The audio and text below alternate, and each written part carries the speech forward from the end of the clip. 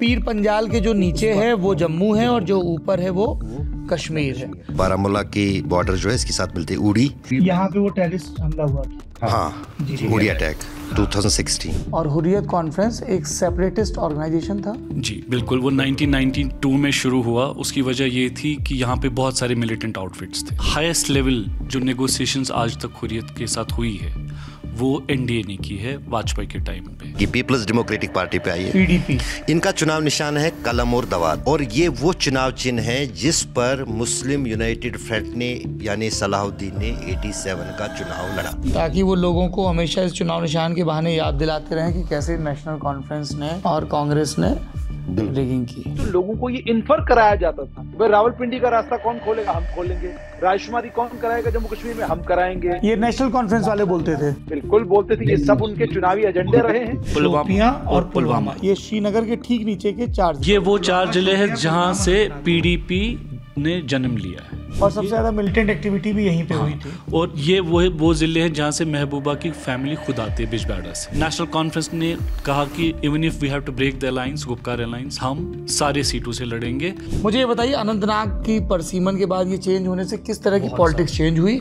उसमें इन्होंने रजौरी और पुंछ जो मेनली ट्राइबल्स इस कॉन्स्टिट्यूएंसी के साथ जोड़ दिया। कश्मीरी स्पीकिंग पॉपुलेशन के नंबर्स इक्वल थे, अब वो कम है। उसके बाद सबसे ज्यादा जो इन्वेस्टमेंट की भारतीय जनता पार्टी ने कश्मीर आने के लिए, they saw Anantnag Rajouri as a door to enter into Kashmir valley. एक विंडो उसमें ये है कि अगर 370 वापस नहीं 371 हो सकता है, तो कुछ स्पेशल टाइप का स्टेटस जिस तरह से शिमला में दिया गया है वो निकल। अशरफ साहब, समय की सुई उल्टी नहीं लौटती कभी। उसमें वही 370 इंटू 371 में बोल रहा हूँ मैं।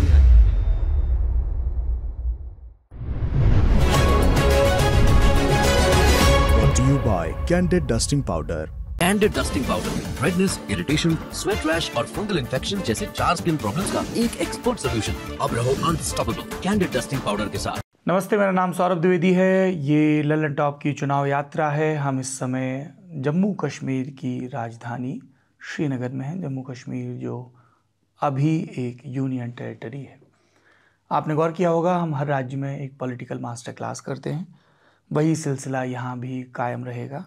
सामने नक्शा है, आकार में कुछ छोटा है, तो हमारे जो कैमरे के पीछे के साथी हैं रूहानी जोत सिंह जी, उनको थोड़ा करीब आना पड़ेगा।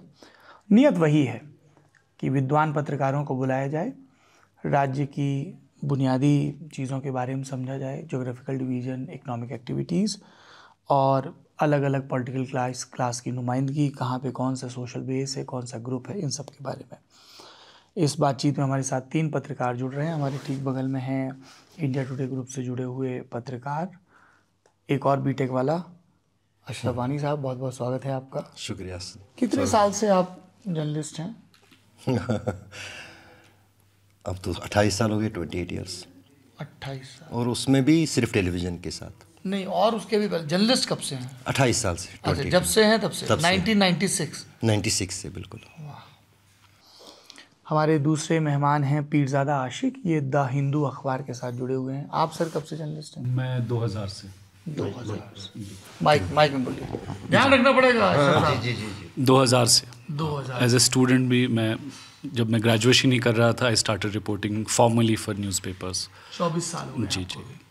और हमारे तीसरे मेहमान हैं जो जम्मू से जुड़ रहे हैं। इनका नाम है Syed Junaid Hashmi, the straight line से जुड़े हुए हैं। हाशमी साहब, आपका भी बहुत बहुत स्वागत है। शुक्रिया सौरभ जी।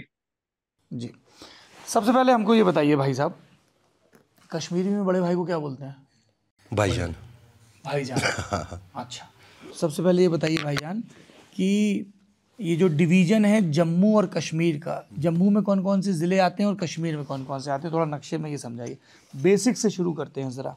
अगर यहाँ पर कश्मीर और जम्मू की बात करें, क्योंकि जम्मू ये कश्मीर, लद्दाख, ये पाकिस्तान, पहले ये बताइए पाकिस्तान के कब्जे वाले कश्मीर में मुजफ्फराबाद, मीरपुर, ये 2 जिले जो हैं जो पाकिस्तान ने कब्जा कर रखा है। बिल्कुल, ये मुजफ्फराबाद है। हाँ। जब हम लोग मिलिटेंसी के दौर में सुनते थे कि बसेस से भर के ट्रेनिंग पाने मुजफ्फराबाद गए, तो ये वही मुजफ्फराबाद है। बिल्कुल बहुत नज़दीक भी है। क्योंकि आप अगर बारामूला जाएंगे, देखिए आप बारामूला की बॉर्डर जो है इसके साथ मिलती है उड़ी से 7 किलोमीटर आगे आप जाएंगे तो आप, ये उड़ी है बिल्कुल ये उड़ी में, यहाँ पे वो टेररिस्ट हमला हुआ था। हाँ जी। उड़ी अटैक 2016। ये मुजफ्फराबाद, ये मुजफ्फराबाद और यहाँ से जो है अब जब श्रीनगर और मुजफ्फराबाद के बीच बस चलनी शुरू हुई थी तो वो रोड, हाँ वो रोड बहुत बढ़िया बना है अब। और सिर्फ आपको ये रोड है ये यहाँ से श्रीनगर से सोपोर नहीं, पट्टन से बारामूला, ये हाईवे है, नेशनल हाईवे। उसके बाद उड़ी हाईवे, उड़ी के बाद सलामाबाद और ये मुजफ्फराबाद। और दूसरा ये जिला जिसपे उनका मीरपुर, यहाँ से भी एक और रास्ता पाकिस्तानी कब्जे वाले कश्मीर जाता है जो पुंछ और रावलाकोट सड़क से प्रसिद्ध है। तो वो आपको जो है पुंछ से होते हुए रावलाकोट और उसके बाद फिर वही मीरपुर और जो ये दूसरा ज़िला पाकिस्तानी कब्जे वाले कश्मीर का है वहाँ जाता है। जिले। हाँ अच्छा। हाँ। और आप ये उतना ही नहीं, आप तीसरी साइड जाइए, करगिल आप जब जाएंगे जो लद्दाख में आता है, हाँ ये लद्दाख, तो यहाँ पर स्कर्दू आता है, पाकिस्तानी एरिया जो नॉर्दर्न पार्ट्स हैं पाकिस्तान के, नॉर्दर्न गिलगित बल्तिस्तान का जो हिस्सा था, तो वह पाकिस्तान ने उसके साथ किया। तो स्कर्दू जो है वो आपको लद्दाख करगिल से तीसरा, वो आपको इस नक्शे में इसलिए नहीं दिख रहा है क्योंकि ये जम्मू और कश्मीर का पॉलिटिकल मैप है इसमें हाँ बिल्कुल, तो यूटी, हाँ वो लद्दाख वाली यूटी में दिखाया जाता होगा, बिल्कुल, है ना। अच्छा, जम्मू डिवीज़न में ये हमारा पंजाब बॉर्डर है, ये हिमाचल बॉर्डर है। जम्मू डिवीज़न में क्या क्या आता है? एक तो कठुआ आता है, बिल्कुल, सांभा, जम्मू, उधमपुर, जी, रजौरी भी जम्मू क्योंकि पीर पंचाल के उस पार है, रियासी, रामबन, डोडा, हाँ ये, और किश्तवाड़, बिल्कुल, ये जम्मू है। हाँ ये जम्मू है। तो ये किस बेस पे डिवीजन होता है कि ये जम्मू ये कश्मीर? ये पहाड़ी है जो पीर पंचाल की पहाड़ियाँ जो हैं, पीर पंचाल के उस पार जो इलाका है, ये वाला पीर पंजाल जो पहाड़ी रेंज है, हाँ, जिसमें से जवाहिर सुरंग भी नीचे आती है, उसके तो से पीर पंजाल के जो नीचे है वो जम्मू है और जो ऊपर है वो कश्मीर है। तो कुलगाम कश्मीर में आता है, बिल्कुल, अनंतनाग कश्मीर में आता है, बडगाम, पुलवामा, श्रीनगर, गांदरबल, बांदीपोरा, कुपवाड़ा, बारामूला, मुजफ्फराबाद तो हुआ पीओके, पुंछ जम्मू, और पुंछ जम्मू में आता है, जम्मू डिवीजन में, हाँ। अच्छा, तो जम्मू डिवीजन में पुंछ, रजौरी, रियास, रामबन, किश्तवाड़, डोडा, उधमपुर, जम्मू और सांभा और कठुआ। अच्छा, लोकसभा सीट और इसके ऊपर का ये कश्मीर हो गया, हाँ, है ना, लद्दाख अलग हो गया। हाँ। लोकसभा सीटों की दृष्टि से देखें तो हमें 5 लोकसभा दिख रही थी। एक हो गई श्रीनगर, एक हो गई अनंतनाग जो इसके नीचे ये वाला इलाका है, ये अनंतनाग का इलाका है जी, ये वाला इलाका है, और इसमें अब ये भी जुड़ गया, रजौरी और ये भी। तीसरा है बारामूला का इलाका जो ये है, इसमें कुपवाड़ा भी इसी में आता है। हाँ, कुपवाड़ा, बारामूला, पुंछ भी इसी में आता है। पुंछ नहीं, पुंछ आता है उसी में, जो ये अनंतनाग, रजौरी, पुंछ। अच्छा, ये एक लोकसभा ये बड़ी होगी ना अब, ये श्रीनगर चूंकि अर्बन एरिया है तो एक श्रीनगर हो गई, एक श्रीनगर हो गई, एक बारामूला, उसको सिर्फ बारामूला बोलते हैं सीट का नाम, बारामूला सिर्फ। अच्छा, तीसरी हो गई अनंतनाग, चौथी उधमपुर और पांचवी जम्मू। तो ये कठुआ उधमपुर में आता है, कठुआ जम्मू के साथ, लेकिन ये जो कठुआ उधमपुर के साथ, लेकिन इस उधमपुर की जो है ये लोकसभा क्षेत्र जो है इजराइल देश से बड़ी लोकसभा क्षेत्र है एरिया वाइज भी, और सबसे ज़्यादा पहाड़ी इलाके इसमें है। इसमें जहाँ एक तरफ उधमपुर का मैदानी इलाका आता है, वहीं पर डोडा जो पहाड़ी इलाका है, किश्तवाड़ जो एकदम जिसको मिनी कश्मीर भी कहा जाता है, कश्मीरी वहाँ लोग भी बोलते हैं। तो ये पूरा जो है ये उधमपुर, किश्तवाड़ को मिनी कश्मीर कहा जाता है। हाँ, ये भी एक वैली है, बाउल, क्योंकि अगर हम जम्मू कश्मीर की बात करें तो कई सारी छोटी छोटी वैलीज़ हैं, जैसे गुरेज वैली हुई, चारों ओर से पहाड़, बीच में एक छोटी सी वैली। इसी तरह किश्तवाड़ को चारों ओर से पहाड़, एक तरफ से। तो अगर मुझे यहाँ घूमने जाना हो तो कहाँ लैंड करूँ मैं? आप जम्मू के रास्ते से भी आ सकते हैं, उधमपुर से भी रास्ता है, और कश्मीर से भी एक नया रास्ता बना है। आप कश्मीर से भी, जो पुराने ज़माने में पैदल यहाँ किश्तवाड़ के लिए कश्मीर का जो आना जाना होता था, और ये हिमाचल का कौन सा इलाका है? ये जो बॉर्डरिंग है ये लाहौल स्पीति वाला है कौन सा? नहीं, लाहौल वो उस तरफ मैदानी आएगा। ये हिमाचल का सबसे पहाड़ी इलाका जो चंबा वाला इलाका है, बिल्कुल। अच्छा, चंबा वाला इलाका है ये। अच्छा, तभी तो पंजाब इधर बिल्कुल नीचे दिख रहा है ना, पठानकोट से ऊपर। अच्छा, इन 5 लोकसभा सीटों के हम डिटेलिंग में जाएं और एक्टिविटीज़ के बारे में, मैं उससे पहले ये जानना चाहता हूँ कि कौन कौन सी पॉलिटिकल पार्टियां हैं जो अभी यहाँ पर एक्टिव हैं। 2 तो नेशनल पार्टियां हैं, बीजेपी और कांग्रेस। बीजेपी मेरे ख्याल से उधमपुर और जम्मू में चुनाव लड़ रही है। यहाँ पे कैंडिडेट दिए हैं क्या अभी? अभी नहीं, अभी तक नहीं। अभी तक जो जितनी भी कश्मीर की सीट्स है उससे कोई अनंतनाग, बारामूला और श्रीनगर, उसमें से किसी भी सीट के लिए भी समर्थन देने जा रही है। जी क्या बोल रहे हैं? यहाँ पर भारतीय जनता पार्टी समर्थन देने जा रही है जम्मू कश्मीर बेस्ड कुछ पॉलिटिकल पार्टीज को। अनंतनाग, राजौरी, पुंछ में भी भारतीय जनता पार्टी ने तय किया है कि वो जम्मू कश्मीर अपनी पार्टी को समर्थन देंगे।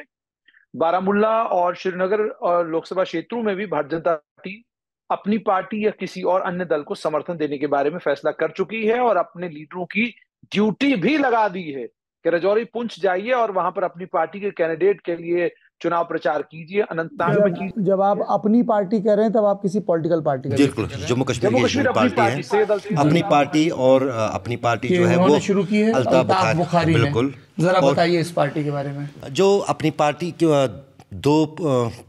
दो तीन प्रमुख पार्टियां बनी हैं 2019 में अनुच्छेद 370 हटने के बाद, उनमें अपनी पार्टी जो है वो भी एक पार्टी है जो इनमें से बड़ी पार्टी, बाकी छोटी पार्टियां हैं। ये कौन है अल्ताफ बुखारी, जरा इनके बारे में? अल्ताफ बुखारी जो हैं वो एक वरिष्ठ मंत्री थे महबूबा मुफ्ती की सरकार में, यानी कोalition गवर्नमेंट जो बीजेपी की 370 हटने से पहले थी। भारतीय जनता PDP के नेता कहते हैं। क्या कहते हैं? Pesticide king of Kashmir. इनको ओरिजिनली जब ये पीपल्स डेमोक्रेटिक पार्टी के साथ जुड़े थे तो इनको अल्ताफ डाइथीन कहते थे। ये उनका पहला नाम था। उसके बाद नहीं, बेसिकली वो इनका बिजनेस है पेस्टिसाइड का। अच्छा। शुरू से रहा है और पेस्टिसाइड्स का बहुत बड़ा बिजनेस है कश्मीर में, बीइंग अ हॉर्टिकल्चर स्टेट। और वो सबसे बड़ा बिजनेस है कश्मीर में जो पेस्टिसाइड्स। रहने वाले कहाँ के हैं ये असल में है बारामूला के, but he is settled now in Srinagar. Baramulla के रहने। ऐसा होता है क्या कि जो भी कश्मीर वैली में है, बिजनेस कहीं भी हो, लेकिन अगर पैसा है, इन्फ्लुएंशियल है, तो बेस श्रीनगर रखेंगे, कनेक्टिविटी और कनेक्टिविटी जी। लेकिन यहाँ पे इंटरेस्टिंग है जो जुनैद साहब कह रहे थे कि भारतीय जनता पार्टी ने फैसला किया है कि वो समर्थन देंगे, क्योंकि उन्होंने, अगर आप अमित शाह की स्पीचेस क्लोजली ऑब्जर्व करें जो उन्होंने जम्मू में दी, उन्हें कहा कि भारतीय जनता पार्टी का अराइवल कश्मीर में हम कुछ देर तक रोक सकते हैं, क्योंकि लार्जर जो पॉलिटिकल गोल है बीजेपी का कश्मीर में है वो है अब्दुल्ला मुफ्तीज गांधीज मुक्त Kashmir. So they have made it very clear.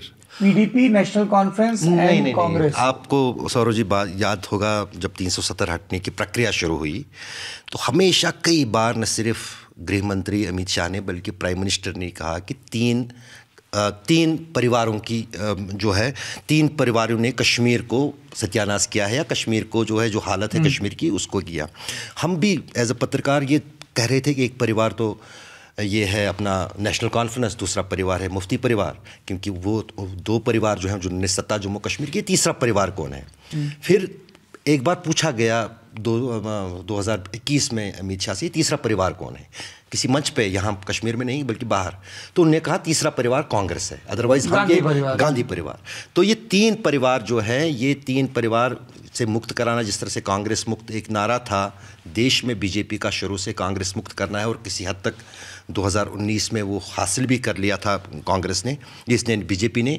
और उसी तरह जम्मू कश्मीर में ये तीन जो परिवार पॉलिटिक्स से छुटकारा दिलाना चाहते, इसमें यही तीन परिवार हैं। तो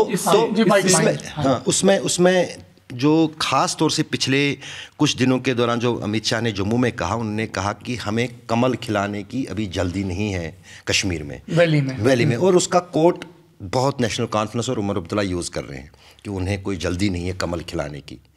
तो वो उसमें टीज़ भी कर रहे हैं बीजेपी को कि उनको पता है कि उनका हशर क्या होगा जम्मू कश्मीर में, खासतौर से चुनाव में। तो यही वजह है कि वो यहाँ पर जो है उम्मीदवार अपनी हम लोग जरा एक बार पॉलिटिकल पार्टी समझ लें सारी, फिर हम इन पे आएंगे स्टेटमेंट। अल्ताफ बुखारी में I would like to add Apni party.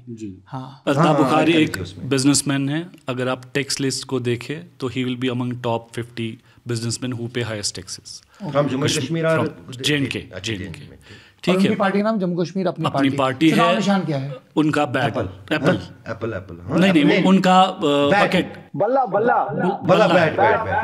Bat और एप्पल सजाद लोन का है। अच्छा, तो एक जम्मू कश्मीर अपनी पार्टी एक पार्टी हो गई। सज्जाद लोन की पार्टी का क्या नाम है? Jammu and Kashmir people's conference. Jammu Kashmir people's conference, और उनका चुनाव निशान है सेब। बिल्कुल। अच्छा, इनकी क्या पॉलिटिक्स है सज्जाद? देखिए, सज्जाद लोन पहले हुर्रियत में थे, जो उनके वालिद थे अब्दुल गनी लोन साहब, वो सेपरेटिस्ट लीडर रह चुके हैं। उससे पहले वो मेन स्ट्रीम लीडर है।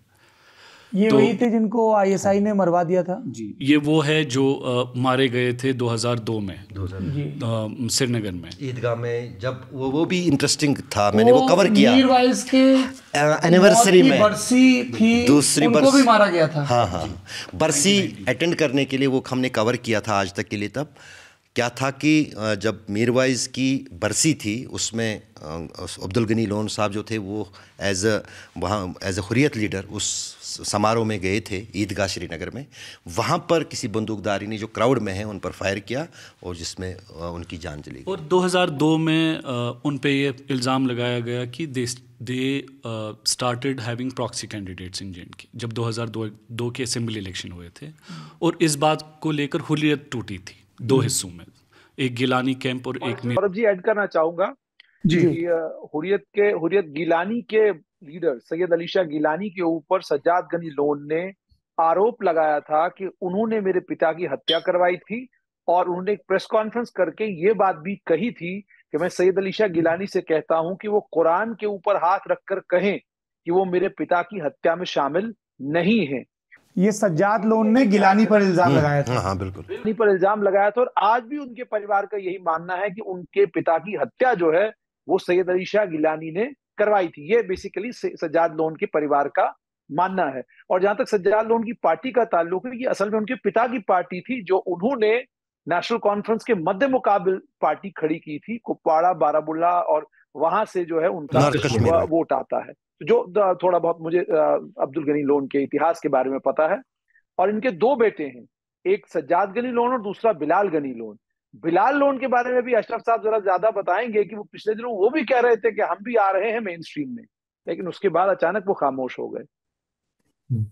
दरअसल सौरभ जी, ये पीपल्स कॉन्फ्रेंस की पॉलिटिक्स और ये पार्टी समझना बहुत ज़रूरी होगा, क्योंकि शेख अब्दुल्ला जिस स्टेचर के नेता जम्मू कश्मीर में थे, तो उनके मुकाबले या उनको जिसको हम बोलेंगे उंगली दिखाने की काम या उनके खिलाफ, उनकी नीतियों के खिलाफ बात करने में सिर्फ दो लोग थे 70s से, जब से 75 से सबसे जो है लोकप्रिय और सबसे जो है बड़े नेता जो शेख मोहम्मद अब्दुल्ला बने, दो ही लोग उनको चुनौती देते थे असेंबली में, और दोनों जीतते थे एक एक सीट। एक अब्दुल गनी लोन हुआ करते थे नॉर्थ कश्मीर से, यानी उत्तर कश्मीर से, और दूसरे भीम सिंह हुआ करते थे पैंथर्स पार्टी के, वो जम्मू से, उधमपुर से आते थे। तो ये दो लीडर जी थे। उनकी पैंथर्स पार्टी अभी भी जम्मू में है, लेकिन अब की बार पार्लियामेंट चुनाव में उन्हें उम्मीदवार नहीं उतारे। लेकिन पीपल्स कॉन्फ्रेंस का जो है, इसमें भी जो है, जो अभी जुनैद साहब बोले, कहाँ से जीतते थे, किस जिले में?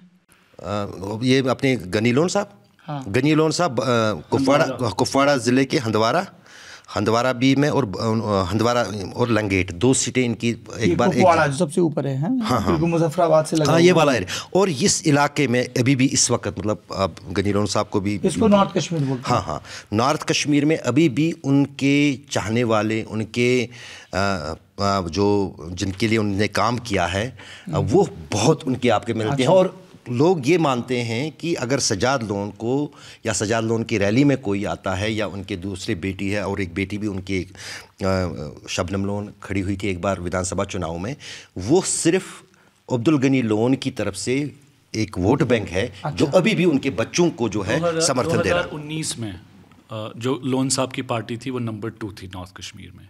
Okay. जो नेशनल कॉन्फ्रेंस की पॉलिटिकल पार्टी, उनको 1,33,000 वोट पड़े थे, और सज्जाद साहब की 1,03,000। ये बारामूला की सीट, तो सिर्फ 30,000 का फर्क। अच्छा, आप लोग बार बार बातचीत में जिक्र कर रहे हैं, जो हमारे नए दर्शक हों, जो पहले से पॉलिटिक्स को ऑब्जर्व नहीं कर रहे हों, थोड़ा उनको बता दीजिए ये हुर्रियत कॉन्फ्रेंस क्या है? हुर्रियत शब्द का मतलब क्या होता है? हुर्रियत का मकसद ये है कि, मतलब क्या होता है हुर्रियत शब्द का? Fight for a cause. Hurriyat मतलब फाइट फॉर कॉज। हाँ। और हुर्रियत कॉन्फ्रेंस एक सेपरेटिस्ट ऑर्गेनाइजेशन था? जी बिल्कुल, वो 1992 में शुरू हुआ। उसकी वजह ये थी कि यहाँ पे बहुत सारे मिलिटेंट आउटफिट्स थे, जो बाहर से लोग या इंटरलॉक्यूटर जो दिल्ली से आते थे वो बहुत कंफ्यूज थे कि कितनी पार्टीज़ के साथ हम बात करें, कितने कमांडर्स के साथ हम बात करें। तो इवेंचुअली जो हुर्रियत बनने में मुझे लगता है उसमें वेस्ट का बहुत बड़ा रोल था, ख़ासकर यूएस और यूके में। उनने कहा कि you need a political platform, अगर हम किसी से बात करना चाहेंगे वो कौन है, we will not talk to militant commanders. So everybody thought कि we need to have a political face to the militant. तो उनका ये पॉलिटिकल फ्रंट था हुर्रियत कॉन्फ्रेंस। और हुर्रियत कॉन्फ्रेंस से भारत सरकार ने बातचीत करनी कब शुरू की? पहली बार से? नहीं, मुझे लगता है 1996 से। अगर आप दुल्लत साहब की किताब पढ़ें, वो कॉन्स्टेंटली टच थे विद शबीर शाह। यासीन मलिक के साथ उन्होंने नेगोशिएट करने की कोशिश की जब वो महारानी बाग दिल्ली में जेल में थे। So there has been consistent engagement with Hurriyat. अगर हम बोलेंगे सबसे क्लोजेस्ट, आपने जो अभी जिक्र किया, देखिए इंटेलिजेंस के लेवल पे तो हमेशा ही बातचीत चलती रहती है ना, स्टेट से नॉन स्टेट प्लेयर्स के साथ, क्वासी के साथ, प्रॉक्सी के साथ। जब मैं कह रहा हूँ कि स्टेट ने बात की, मतलब जी मिनिस्टर्स, प्राइम मिनिस्टर्स जो हम लोग देखते हैं ना 2000 के दशक में, उसमें मैं आपको बताऊंगा, क्योंकि मैंने कवरेज भी वो की है। उसकी बड़ी शुरुआत जो की वो वाजपेयी ने की। 2000 में उस लेवल तक वो पहुंचा कि जब वाजपेयी की सरकार में कमलेश पांडे होम सेक्रेटरी थे, कमल पांडे, तो वो जब आए थे यहाँ, हमने उसको कवर किया, तो सीधे तौर पर जो है गृह मंत्रालय यानी होम मिनिस्ट्री की बातचीत जो है मिलिटेंट ऑर्गेनाइजेशंस के साथ हुई। वो कमांडर्स, सबसे बड़ा जो यहाँ पर मिलिटेंट ऑर्गेनाइजेशन थी वो हिजबुल मुजाहिदीन थी, जो जिसमें लोकल ज़्यादा थे। बाकी पाकिस्तानी, ये लश्कर तैयबा, जैश मोहम्मद, ये सब पाकिस्तानी, ये पाकिस्तानी थे। लेकिन जो कश्मीर सेंट्रिक या जिसका लीडर या जिसका कमांडर कश्मीरी था, जिसने चुनाव भी लड़ा था 87 का, सैयद सलाहुद्दीन, वो जो है उसके लोगों ने उसकी रजामंदी से वो बातचीत की प्रक्रिया जो है शुरू की थी। मुझे याद है कि उसमें कितनी दिलचस्पी दिखाई थी, मैंने अपनी बुक में भी उसका जिक्र किया है कि नेगोशिएटर जो तब हिजबुल मुजाहिदीन का था, फजल कुरैशी, वो बड़े बेचारे शरीफ इंसान थे। उनके घर में लैंडलाइन कनेक्शन नहीं था। किस तरह से विदिन 6 आवर्स उस ज़माने में उनके घर में वो व्यवस्था करवाई गई, 6 घंटे के अंदर उनके घर में। जी वो ये है कि हाईएस्ट लेवल जो नेगोशिएशंस आज तक हुर्रियत के साथ हुई है वो एनडीए ने की है वाजपेयी के टाइम पे। क्योंकि मनमोहन सिंह के भी टाइम पे हुई नहीं, यहाँ पे क्या हुआ था कि it was for the first time Hurriyat went to Delhi and met deputy prime minister in South Block. Okay. और अगर आप देखें एल के अडवाणी के साथ मीरवाइज उमर फारूक, अब्दुल गनी भट्ट, तो वैसी पिक्चर आपको उसके बाद कहीं कौन गया था इसमें? अब्दुल गनी भट्ट, मीरवाइज उमर फारूक, बिलाल लोन और अंसारी। मैं कह रहा हूँ कि अगर आप कहेंगे कि हुर्रियत के साथ सबसे जो सीरियस एंगेजमेंट किसी ने की थी और ऑडियंस दी थी at the level of deputy prime minister, वो एनडीए ने किया। Not only deputy, he was also home minister. जी। So that was the audience which was given at the highest level in between 2000 and 2002। और उतना ही नहीं बल्कि फिर ये कभी जैसे हुर्रियत कॉन्फ्रेंस कभी चुनाव लड़ती थी? नहीं लड़ते थे। वो बायकॉट करती थी सब चुनाव की, जितने भी। तो अभी हुर्रियत कॉन्फ्रेंस एग्जिस्ट करती है? नहीं, खत्म हो गई। कैसे खत्म हुई? बैन हो गई। हुर्रियत के नहीं, हुर्रियत के जितने भी कॉन्स्टिट्यूएंट्स थे, फॉर एग्जांपल शबीर शाह की अपनी पार्टी है democratic freedom party, it's a ban dog, हाँ वो बैन हो गई।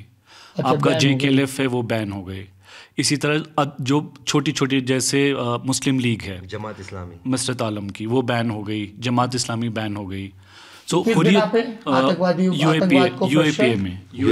यूएपीए लगाया। तो इसमें डेमोक्रेटिक पार्टी है शब्बीर शाह की, ये बैन हुई। यासीन मलिक की JKLF। पर एक बार तो एक समय तो शब्बीर शाह को ऐसे प्रोजेक्ट किया जा रहा था जैसे as a field replace Abdullah and. अगर आप दुल्लत को देखें तो Delhi was considering to have Shabir Shah as chief minister of J&K। जब आप दुल्लत की किताब पढ़ते हैं, ये डेमोक्रेटिक फ्रीडम पार्टी थी शबीर शाह की। शबीर शाह अभी जेल में है। अभी जेल में है। इस पे UAPA लगा हुआ है। बिल्कुल। इसी तरह गिलानी साहब की जो तहरीक हुर्रियत है उसको बैन किया गया। तहरीक हुर्रियत। मुस्लिम तो डेमोक्रेटिक फ्रीडम पार्टी ने कभी इलेक्शन में पार्टिसिपेट किया? नहीं किया। नहीं, कभी भी नहीं। अच्छा, तो फिर तो ये पॉलिटिकल आउटफिट कैसे हुए? पॉलिटिकल आउटफिट तो वो है जो इसकी आइडियोलॉजी हो, जो चुनाव लड़े, जो इस इंडियन कॉन्स्टिट्यूशन और डेमोक्रेसी में यकीन रखे। यहाँ पे इंटरेस्टिंग ये है कि जो सलाउद्दीन है, जो यूनाइटेड जिहाद काउंसिल के सुप्रीमो है, उन्होंने 87 का इलेक्शन लड़ा था और ये इल्ज़ाम है कि वो जीतने वाले थे, उनको डिक्लेयर किया यासीन गया। मलिक उनका एजेंट था। नेशनल कॉन्फ्रेंस वाले को घर से बुला के सर्टिफिकेट दिया गया। कांग्रेस नेशनल कॉन्फ्रेंस ने बड़े पैमाने पे रिगिंग की। उस पूरी हिस्ट्री पे हम डिटेल में आएंगे। अभी मैं ये समझना चाहता हूँ कि इस चुनाव में सबसे पहले कौन कौन से पॉलिटिकल प्लेयर्स हैं जम्मू कश्मीर यूटी में। एक भाजपा है, देश की रूलिंग पार्टी, एक कांग्रेस है। देखिए, इसके बाद आपने बताई अपनी पार्टी अल्ताफ बुखारी की, पीपल्स फिर कॉन्फ्रेंस, आपने बताई जम्मू कश्मीर पीपल्स कॉन्फ्रेंस सज्जाद लोन की, नेशनल कॉन्फ्रेंस और नेशनल कॉन्फ्रेंस और पीडीपी। नेशनल कॉन्फ्रेंस का चुनाव निशान क्या है? हल। हल। हाँ हल, हाँ ना भाई, बड़ा पुराना चुनाव निशान। अच्छा, पार्टी तब से चल रही होगी, अब तो लोग आइडेंटिफाई भी। अच्छा, इसका चुनाव निशान है हल। और इंटरेस्टिंग, आपने चुनाव निशानों की बात की, पीपल्स डेमोक्रेटिक पार्टी पे आइए। पीडीपी। इनका चुनाव निशान है कलम और दवात, और ये वो चुनाव चिन्ह है जिस पर मुस्लिम यूनाइटेड फ्रंट ने यानी सलाहुद्दीन ने 87 का चुनाव लड़ा। और फिर मुफ्ती मोहम्मद सईद ने वही चुनाव चिन्ह जो है या अपनी पार्टी के लिए जो है वो उसने पीडीपी, जब पीडीपी ताकि वो लोगों को हमेशा इस चुनाव निशान के बहाने याद दिलाते रहें कि कैसे नेशनल कॉन्फ्रेंस ने और कांग्रेस ने रिगिंग की। नहीं, इतना ही नहीं सौरभ जी, हाँ। इतना ही नहीं है। ये जो सब्ज हिलाली परचम, पाकिस्तानी नमक, रावलपिंडी का रास्ता, ये शेख मोहम्मद अब्दुल्ला जब जम्मू कश्मीर के प्राइम मिनिस्टर बने तब से लेकर 1975 जब शेख अब्दुल्ला ने यू टर्न लिया और उन्होंने कहा कि जनाब ठीक है मैं चीफ मिनिस्टर की, प्राइम मिनिस्टर की कुर्सी से उतरे थे और चीफ मिनिस्टर की कुर्सी पे जब वो बैठे, तो ये सारे नारे जो है नेशनल कॉन्फ्रेंस की इकाई ने, नेशनल कॉन्फ्रेंस की लीडरशिप ने, जब वो प्लेबिसाइट मांग रहे थे, जब वो हक के रायशुमारी मांग रहे थे, और उस वक्त ये सारे नारे उन लोगों ने दिए हैं और ये जम्मू कश्मीर की सियासत का हिस्सा रहे हैं। सब्ज हिलाली परचम, पाकिस्तानी नमक। सब्ज हिलाली परचम मतलब ग्रीन फ्लैग, सब्ज हिलाली परचम, चांद वाला परचम, पाकिस्तान वाला परचम। हालांकि उसको कहा यह जाता है कि इस्लाम का परचम है, लेकिन जब लोगों के सामने बात की जाती थी तो लोगों को ये इन्फर कराया जाता था, भाई रावलपिंडी का रास्ता कौन खोलेगा, हम खोलेंगे। रायशुमारी कौन कराएगा जम्मू कश्मीर में, हम कराएंगे। ये नेशनल कॉन्फ्रेंस वाले बोलते थे। बिल्कुल बोलते थे, ये सब उनके चुनावी एजेंडे रहे हैं। नहीं, नेशनल कॉन्फ्रेंस की तो पॉलिटिक्स ही इसी पे शुरू हुई थी। वो आप अगर किसी दूर दराज किसी गांव में कुपवाड़ा वपवाड़ा में जाएंगे, आपको अभी भी उर्दू में दिखा उनके वो लिखा इबारतें दिखेंगी। माजराई शुमारी एक बहुत बड़ी एक पॉलिटिकल स्ट्रगल थी नेशनल कॉन्फ्रेंस की। उसमें यही था कि प्लेबिसाइट, मतलब हम लोगों से पूछें कि आप चाहते क्या हो, आप इंडिपेंडेंस चाहते हो, आप पाकिस्तान चाहते हो, या आप इंडिया चाहते हो। वो उनका काफ़ी दौर, लेकिन 75 के बाद इसमें फिर कमी आई, जब धीरे धीरे फिर जो शेख मोहम्मद अब्दुल्ला ने एग्री किया कि वो चीफ मिनिस्टर रहेंगे, प्राइम मिनिस्टर नहीं करेंगे, फिर वो कम।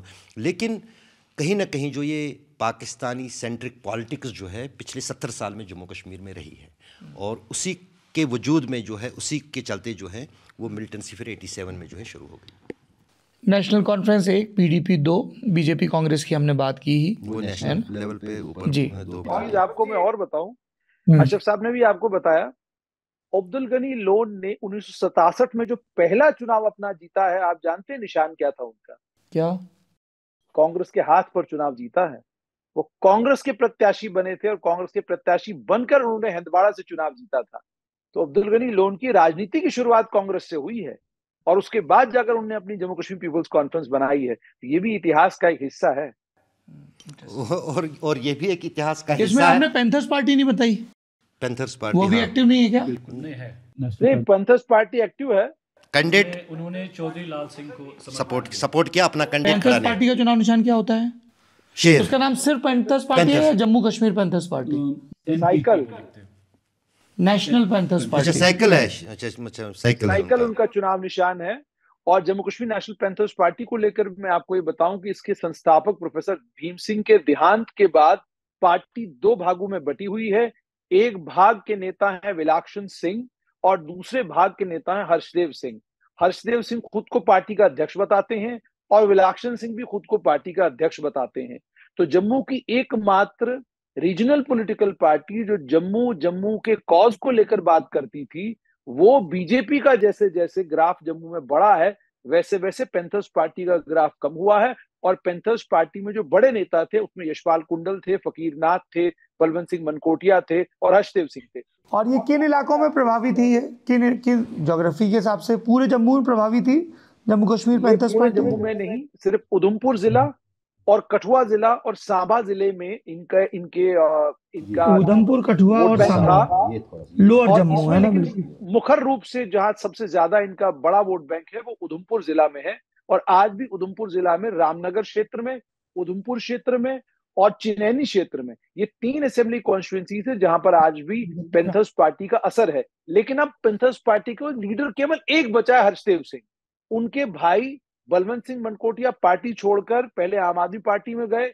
जब हर्षदेव सिंह आम आदमी पार्टी में घुसे तो वो भारतीय जनता पार्टी में चले गए। तो आज बलवंत सिंह मनकोटिया भारतीय जनता पार्टी के नेता बने हुए हैं। तो जम्मू की एकमात्र रीजनल पॉलिटिकल पार्टी जिसका कोई पॉलिटिकल बेस था और जिसको एक बड़े काबिल और लायक वकील प्रोफेसर भीम सिंह, और ये भी आपको प्रोफेसर भीम सिंह के बारे में मैं आपको बताऊंगा, सौरभ जी सुन के आप हैरान होंगे कि कश्मीर का कोई भी अलगाववादी नेता, सो कॉल्ड अलगाववादी नेता, ना कश्मीर का कोई मेन स्ट्रीम का नेता ये क्लेम कर सकता है कि जो आतंकवादी अलग अलग भारत के जेलों में बंद थे, किसी ने कभी किसी का कोई केस लड़ा हो। प्रोफेसर भीम सिंह ने न जाने कितने आतंकवादी जो पाकिस्तान से यहाँ आए थे, फिर गिरफ्तार हुए, जेलों में रहे, उनके केस प्रोफेसर भीम सिंह लड़ा करते थे। क्या लॉजिक होता था उनका आतंकवादियों के केस लड़ने का? हाँ, क्या लॉजिक होता था उनका आतंकवादियों के केस लड़ने का? लॉजिक ये तो मुझे भी आज तक समझ नहीं आया उनका लॉजिक क्या था, मगर प्रोफेसर भीम सिंह केस लड़ा करते थे।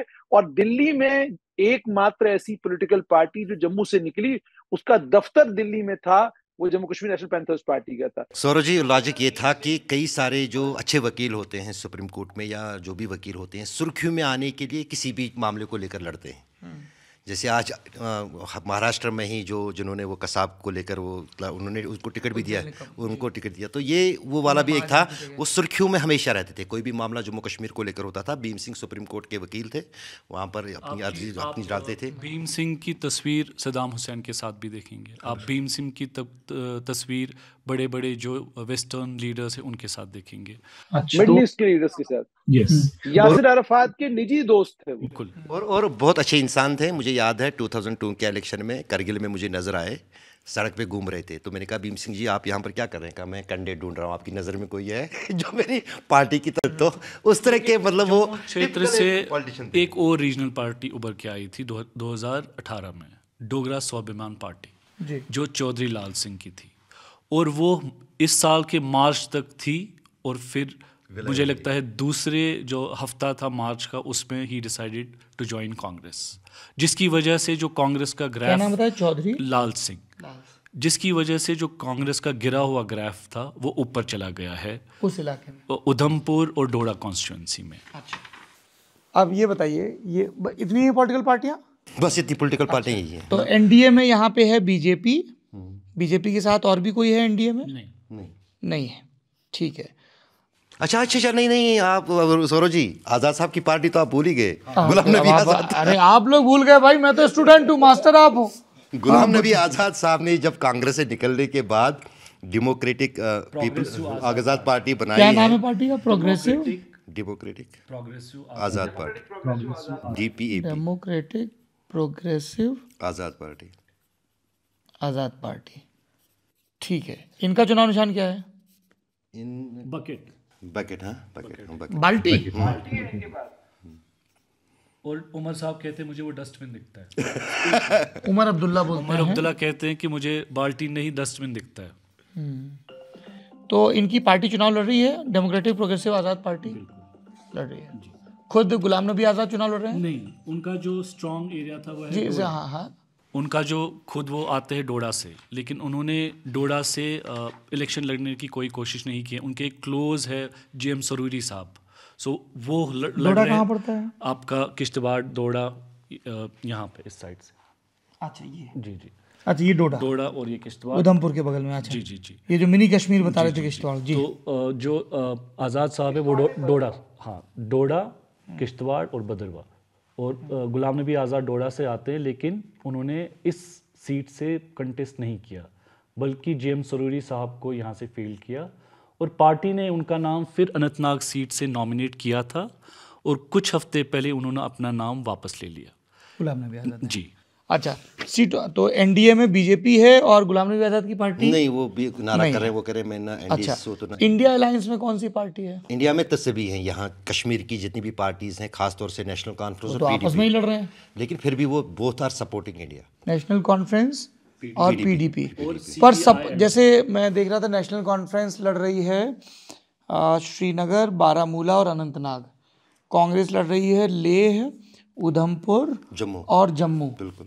तो अलायंस तो कांग्रेस और नेशनल कॉन्फ्रेंस का हुआ ना? हाँ, अलायंस है, पीडीपी का अलायंस नहीं है। मतलब सपोर्ट करने की जब बात आती, वो तो दो पार्टियों को तो सपोर्ट नहीं करते, तो इसलिए कांग्रेस ने डिसाइड किया कि वो जो जब कांग्रेस से पूछा गया था, उन्होंने कहा कि जो सिटिंग एमपी हमारा जो इंडिया गठबंधन में जो सीटों का बंटवारा ये हुआ है कि जिस सीट पर जिस पार्टी ने जीता हो, मतलब जिसका वर्तमान में एमपी हो, उसको हम सपोर्ट करेंगे। लेकिन यहाँ तो पे लेकिन और पीडीपी का कोई कश्मीर की 3 सीटों पे कोई 2019 पीडीपी को तो कुछ मिलता ही नहीं फिर। लेकिन उसने फिर भी अपनी तरफ से जो है पीडीपी ने खुले तौर पर घोषणा की है कि हम जो हैं लद्दाख, उधमपुर और जम्मू में और लद्दाख में वहाँ गुपकार अलायंस ने एक इलेक्शन इकट्ठे लड़ा, वो था 2020 का डिस्ट्रिक्ट डेवलपमेंट काउंसिल इलेक्शन। जी। ठीक है, लेकिन इस बार 2021 का 2020 का 20 इस बारी national conference took a very hard stand.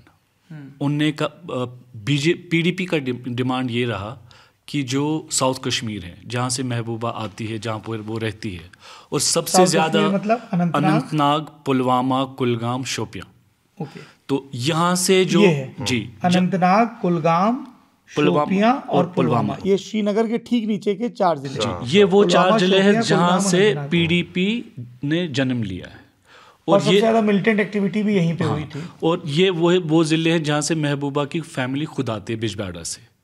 तो उनका ये डिमांड था कि अगर हम नहीं लड़ेंगे हम वाइप आउट हो जाएंगे इलेक्टोरल मैप से। लेकिन नेशनल कॉन्फ्रेंस ने कहा कि even if we have to break the alliance, Gupkar alliance, हम सारे सीटों से लड़ेंगे, because this is their last chance to expand their strength. Bijbehara से ही है वो क्रिकेटर परवेज। बिल्कुल। हाँ, परवेज रसूल बिल्कुल बिजबिहाड़ा से ही है। देखिए, कुछ बढ़िया नाम करिए तो आपके गांव का, जिले का नाम होता है, हम लोग भी याद रखते हैं। तो मुझे तुरंत ध्यान आया, आपने बोला तो। अच्छा, तो आपने अभी कहा गुपकार अलायंस, और गुपकार अलायंस में थी नेशनल कॉन्फ्रेंस और पीडीपी।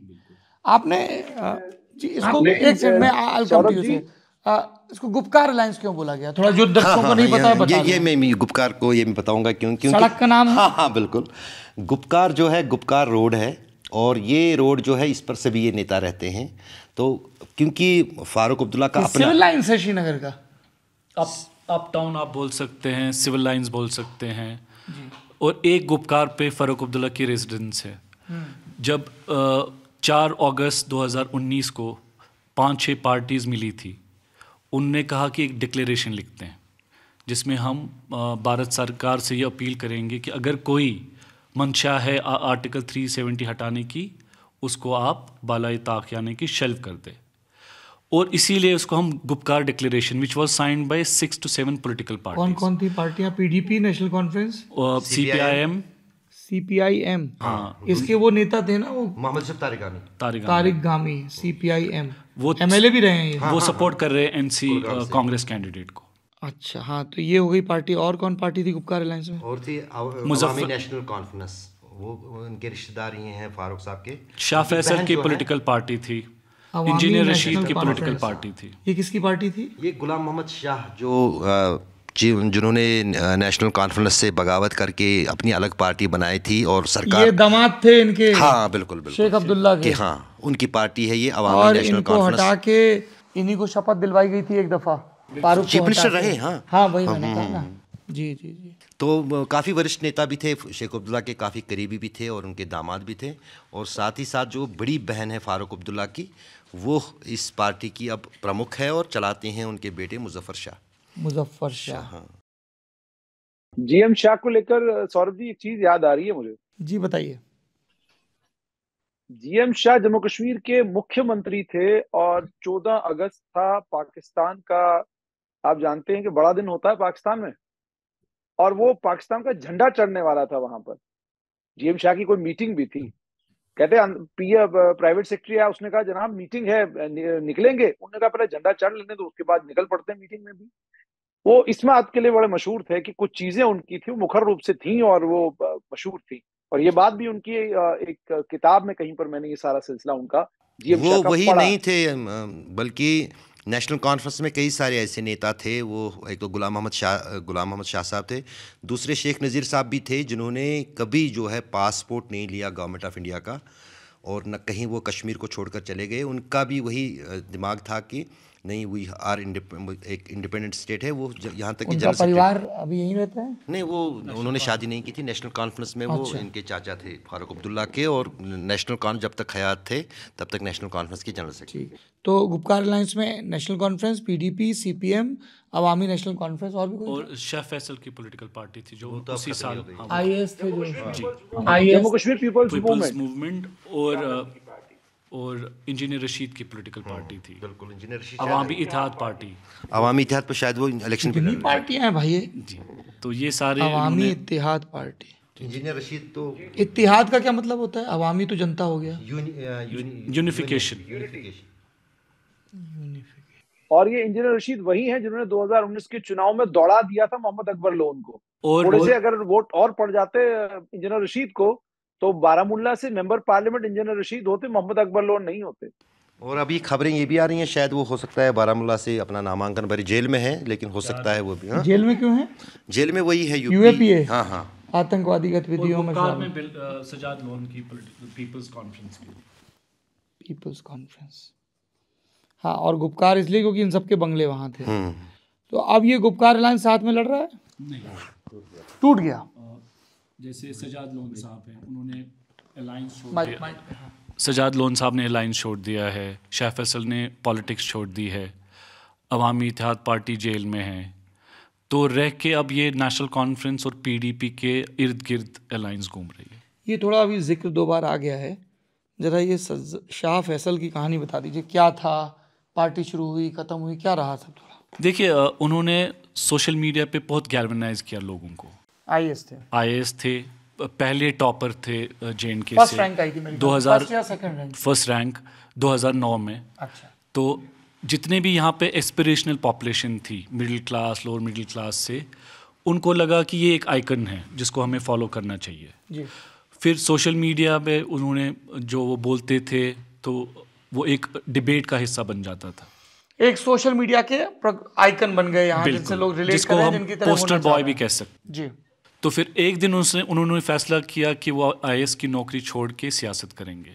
छोड़ी भी, और उन्होंने रिज़ाइन किया, जो एक्सेप्ट नहीं हुआ तब, और अपनी एक पॉलिटिकल पार्टी शुरू की, और जिसमें कुछ बहुत सारे जैसे शैला रशीद जो है जेएनयू की, उन्होंने ज्वाइन किया।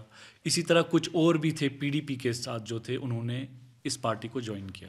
लेकिन 2019 के क्रैकडाउन में जब यहाँ के बड़े बड़े लीडर जो थे जिनको जेल लिया गया आर्टिकल 370 को हटाने से पहले, उनमें शाह फैसल भी थे। लेकिन जब शाह फैसल जेल के बाहर निकले तो उन्होंने डिसाइड किया कि वो संन्यास लेंगे सियासत से, और वो फिर ऑफिसर बन गए हैं। उनका जो रिजिग्नेशन एक्सेप्ट नहीं हुआ था उसको रीइंस्टेट करके अब वो दिल्ली में अभी है।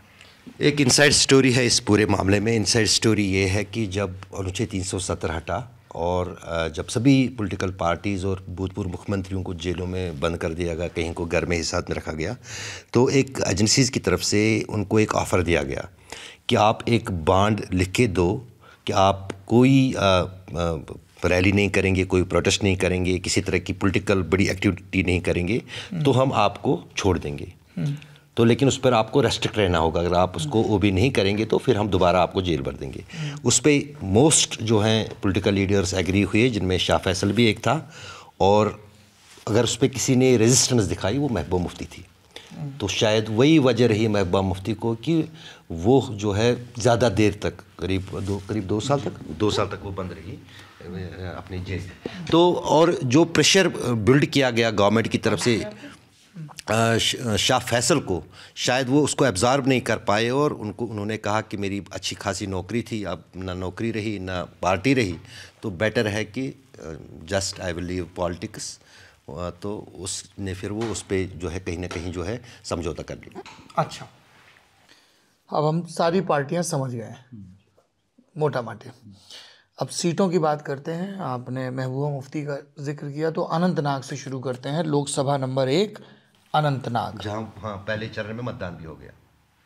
नहीं, अभी होना है अनंतनाग। अच्छा, अनंतनाग में कहाँ हुआ है? नहीं, तीसरे चरण में होना है। उधमपुर और जम्मू में हुआ है। अनंतनाग में तो अभी होगा, या कुछ एक पार्टीज ने लिख के दिया है कि वो बर्फबारी हो गई है वगैरह वगैरह, फंसा हुआ है वहां पर अभी। जी जी जी। अनंतनाग इलाका दिखाओ जरा रूहानी। अनंतनाग जी हुआ ये अगर हम लोग जैसे अभी श्रीनगर में बैठे हैं, कल अनंतनाग जाएंगे। हाँ, ये हुआ यहाँ से शोपियां से आप शुरू कर 12 बजे आज ही जाएंगे, तो श्रीनगर से अनंतनाग ये रास्ता है। अनंतनाग हुआ ये, अनंतनाग पुलवामा के नीचे। हाँ, अनंतनाग। और इसके साथ क्या हुआ है, ये पुलवामा और शोपियान जो 2022 का परिसीमन हुआ था, इसको श्रीनगर पार्लियामेंट्री कॉन्स्टिट्यूंसी के साथ लगा दिया गया। और अनंतनाग के साथ एक तो अनंतनाग, कुलगाम और उसके साथ साथ राजौरी और पुंछ, ये 2 ज़िले जो हैं ये इस लोकसभा क्षेत्र के साथ जोड़े गए हैं। पुंछ इतना बड़ा ज़िला। Demographic change. और यहाँ पे ये जो आप देख रहे हैं, ये हल्की सी लाइन, यही रास्ता जाता है शोपियां से, जो मुगल रोड के नाम से मशहूर है। इसको मुगल रोड कहते हैं। हाँ, मुगल, ये दरअसल मुगलों के पीरियड से ये बना हुआ था। फिर 47 में जब बंटवारा हुआ, उसके बाद फिर ये रोड, ये लाल लाइन जा रही है जो शोपियां से। हाँ, ये मुगल भी ये रूट यूज़ कर रहे थे कश्मीर आने के लिए, जाने के लिए यहाँ से। अच्छा। यहाँ तक कि पाकिस्तान आने जाने के लिए भी उनका यही रूट था, क्योंकि मुगल तो अफगानिस्तान से। कहाँ था पाकिस्तान? नहीं, मतलब हाँ, यही रूट था, मतलब आज की तारीख का यही मीरपुर वाला रास्ता, और इसीलिए इसको मुगल रोड। अगर आप इस रोड पे अभी भी चढ़ेंगे तो आपको कई जगह पर रास्ते में सराय मिलेंगे जो मुगलों ने बनाए थे ज़माने के, जहाँ पर वो। अच्छा, मुझे ये बताइए, अनंतनाग की परसीमन के बाद ये चेंज होने से किस तरह की पॉलिटिक्स चेंज हुई, और अनंतनाग से पहले कौन कौन से, जैसे मुफ्ती मोहम्मद सईद अनंतनाग से ही मेंबर ऑफ पार्लियामेंट रहे हैं। महबूबा मुफ्ती वहाँ से थी, जो नेशनल कॉन्फ्रेंस के कदावर लीडर थे। मैं कह रहा हूँ पहले बार महबूब बेग से लेकर जो जस्टिस मसूदी है वहाँ तक उन्होंने साउथ कश्मीर से लड़ा है। ये एक सीट है जो कम्प्लीटली रिकास्ट हुई 2019 के बाद इन टर्म्स ऑफ डेमोग्राफी। अगर आप 2019 के आंकड़ों को देखें, वहाँ पे वोटर जो पॉपुलेशन है वो 14 लाख थी, जिसमें 50% कश्मीरी स्पीकिंग पॉपुलेशन थी, 50% ट्राइबल्स थे, जिसमें पहाड़ी भी थे, गुज्जर भी थे। लेकिन पहाड़ी अलग होते हैं, गुज्जर अलग। जी, पहाड़ी वो जो पहाड़ों में रहते हैं but they are stationed at one place, nomadic नहीं होते। अच्छा, पहाड़ी वो भी पहाड़ी बोलते हैं जिनकी लैंग्वेज पहाड़ी है, so it is a linguistic group. ठीक है। गुज्जर वो लोग जो अपर रीचेस में रहते हैं, समर्स में वो जम्मू प्लेन से पलायन करके कश्मीर आते हैं, चरवाहे हैं, जो जितना भी वो बकरवाल कम्युनिटी है, गुजर और बकरवाल ज़्यादा उसमें है। और पहाड़ी जो आपने शुरू में कहा कि पहाड़ी में जो हैं सभी माइग्रेट नहीं करते हैं, वो कम्युनिटी सिर्फ बकरवाल है। जो पहाड़ी हैं उनमें कुछ गुजर भी हैं, वो माइग्रेट करते हैं। नहीं, कंफ्यूजिंग हो गया। बकरवाल क्या है? गुज्जर की पहाड़ी? गुज्जर बकरवाल एक कम्युनिटी है। गुज्जर बकरवाल एक कम्युनिटी है जिनको ये मिला है, अब दिया गया। इनको भी एसटी का दर्जा मिला है। बिल्कुल। तो ये तो इनके लिए बड़ा चुनावी मुद्दा होगा। इसलिए मैं इस पे आ रहा था कि 2019 में 50% जो अनंतनाग की कॉन्स्टिट्यूंसी के वोटर्स थे वो ट्राइबल्स थे। लेकिन अब इन्होंने क्या किया, 2019 के बाद जो J&K डिलिमिटेशन कमीशन बना थ्रू J&K रीऑर्गेनाइजेशन एक्ट, जिसे पार्लियामेंट ने पास किया, उसमें इन्होंने राजौरी और पुंछ जो मेनली ट्राइबल्स है इस कॉन्स्टिट्यूंसी के साथ जोड़ दिया। राजौरी और पुंछ अनंतनाग का हिस्सा हो गए, और जो एक साउथ कश्मीर की एक डोमिनेंस थी जिसमें शोपियां, कुलगाम, जो पुलवामा कश्मीरी और स्पीकिंग पॉपुलेशन के नंबर्स इक्वल थे, अब वो कम है। Okay, it's more a tribal seat than a Kashmiri seat now. अब इंटरेस्टिंग ये है कि ये वो सीट है जहां पे जब आप PDP ये ने कहते हैं सबसे कि ट्राइबल और कश्मीरी, मैं I'll come to you। जब आप ये कहते हैं ट्राइबल और कश्मीरी, तो आपका तात्पर्य है, जब आप कश्मीरी कह रहे हैं, कश्मीरी स्पीकिंग मुस्लिम? हाँ, इन टर्म्स ऑफ नहीं, वो भी मुस्लिम पहाड़ी भी हैं। नहीं, मैं जब when you are saying Kashmiri, you mean Kashmiri speaking Muslims, and when you are not only Kashmiri speaking Muslims, Kashmiri speaking Hindus also, because there is a significant size of population जो कश्मीरी पंडित है अनंतनाग में। अभी भी तकरीबन 20,000 से 30,000 वोट्स होंगे साउथ कश्मीर में जो कश्मीरी पंडित है। तो जब मैं कहता हूँ Kashmiri speaking largely Muslim and few Hindus as well, Sikhs also, Sikh भी। जी, ये सब अनंतनाग में है। अनंतनाग में। अच्छा, और दूसरा आपने कहा ट्राइबल, तो ट्राइबल में पहाड़ी और गुज्जर और बकरवाल। लेकिन अगर आप क्लासिफाई करें गुज्जर बकरवाल एक कम्युनिटी है और पहाड़ी अलग कम्युनिटी। अलग कम्युनिटी। और इनकी भाषा है सबकी पहाड़ी? नहीं, पहाड़ी नहीं है, सिर्फ जो पहाड़ी है उनकी भाषा। और गुज्जर बकरवाल की भाषा उनकी अपनी भाषा है। क्या बोलते हैं? गोजरी। गोजरी। गोजरी, हाँ। और बकरवालों की जो लैंग्वेज है वो पहाड़ी भी है और गोजरी भी है, मिक्स है। अच्छा, ठीक है। तो अब ये इसका एक स्ट्रक्चर चेंज हो गया है। उसके बाद सबसे ज्यादा जो इन्वेस्टमेंट की भारतीय जनता पार्टी ने कश्मीर आने के लिए, they saw Anantnag Rajouri as a door to enter into Kashmir valley. उन्होंने क्या किया इस कॉन्स्टिट्यूंसी में, सबसे ज्यादा जैसे पहाड़ी उनको एसटी स्टेटस दिया। पहली बार गुज्जर कम्युनिटी से खटाना साहब को राज्यसभा सीट दी। ओपनली जो पहाड़ी खटाना साहब जो भी वर्तमान में राज्यसभा मेंबर है बीजेपी के, ये पहले गुज्जर है जिसको गुलाम अली खटाना साहब पहले गुज्जर। बीजेपी ने गुलाम अली खटाना को जी राज्यसभा दी और पहाड़ी को एसटी स्टेटस दिया। उसके बाद जितने भी पहाड़ी मुस्लिम लीडर्स थे जैसे मुश्ताक बुखारी और जितने भी कदावर लीडर थे, उन्होंने भारतीय जनता पार्टी ज्वाइन की। मुश्ताक बुखारी कहाँ के नेता हैं? ये रजौरी से, रजौरी के।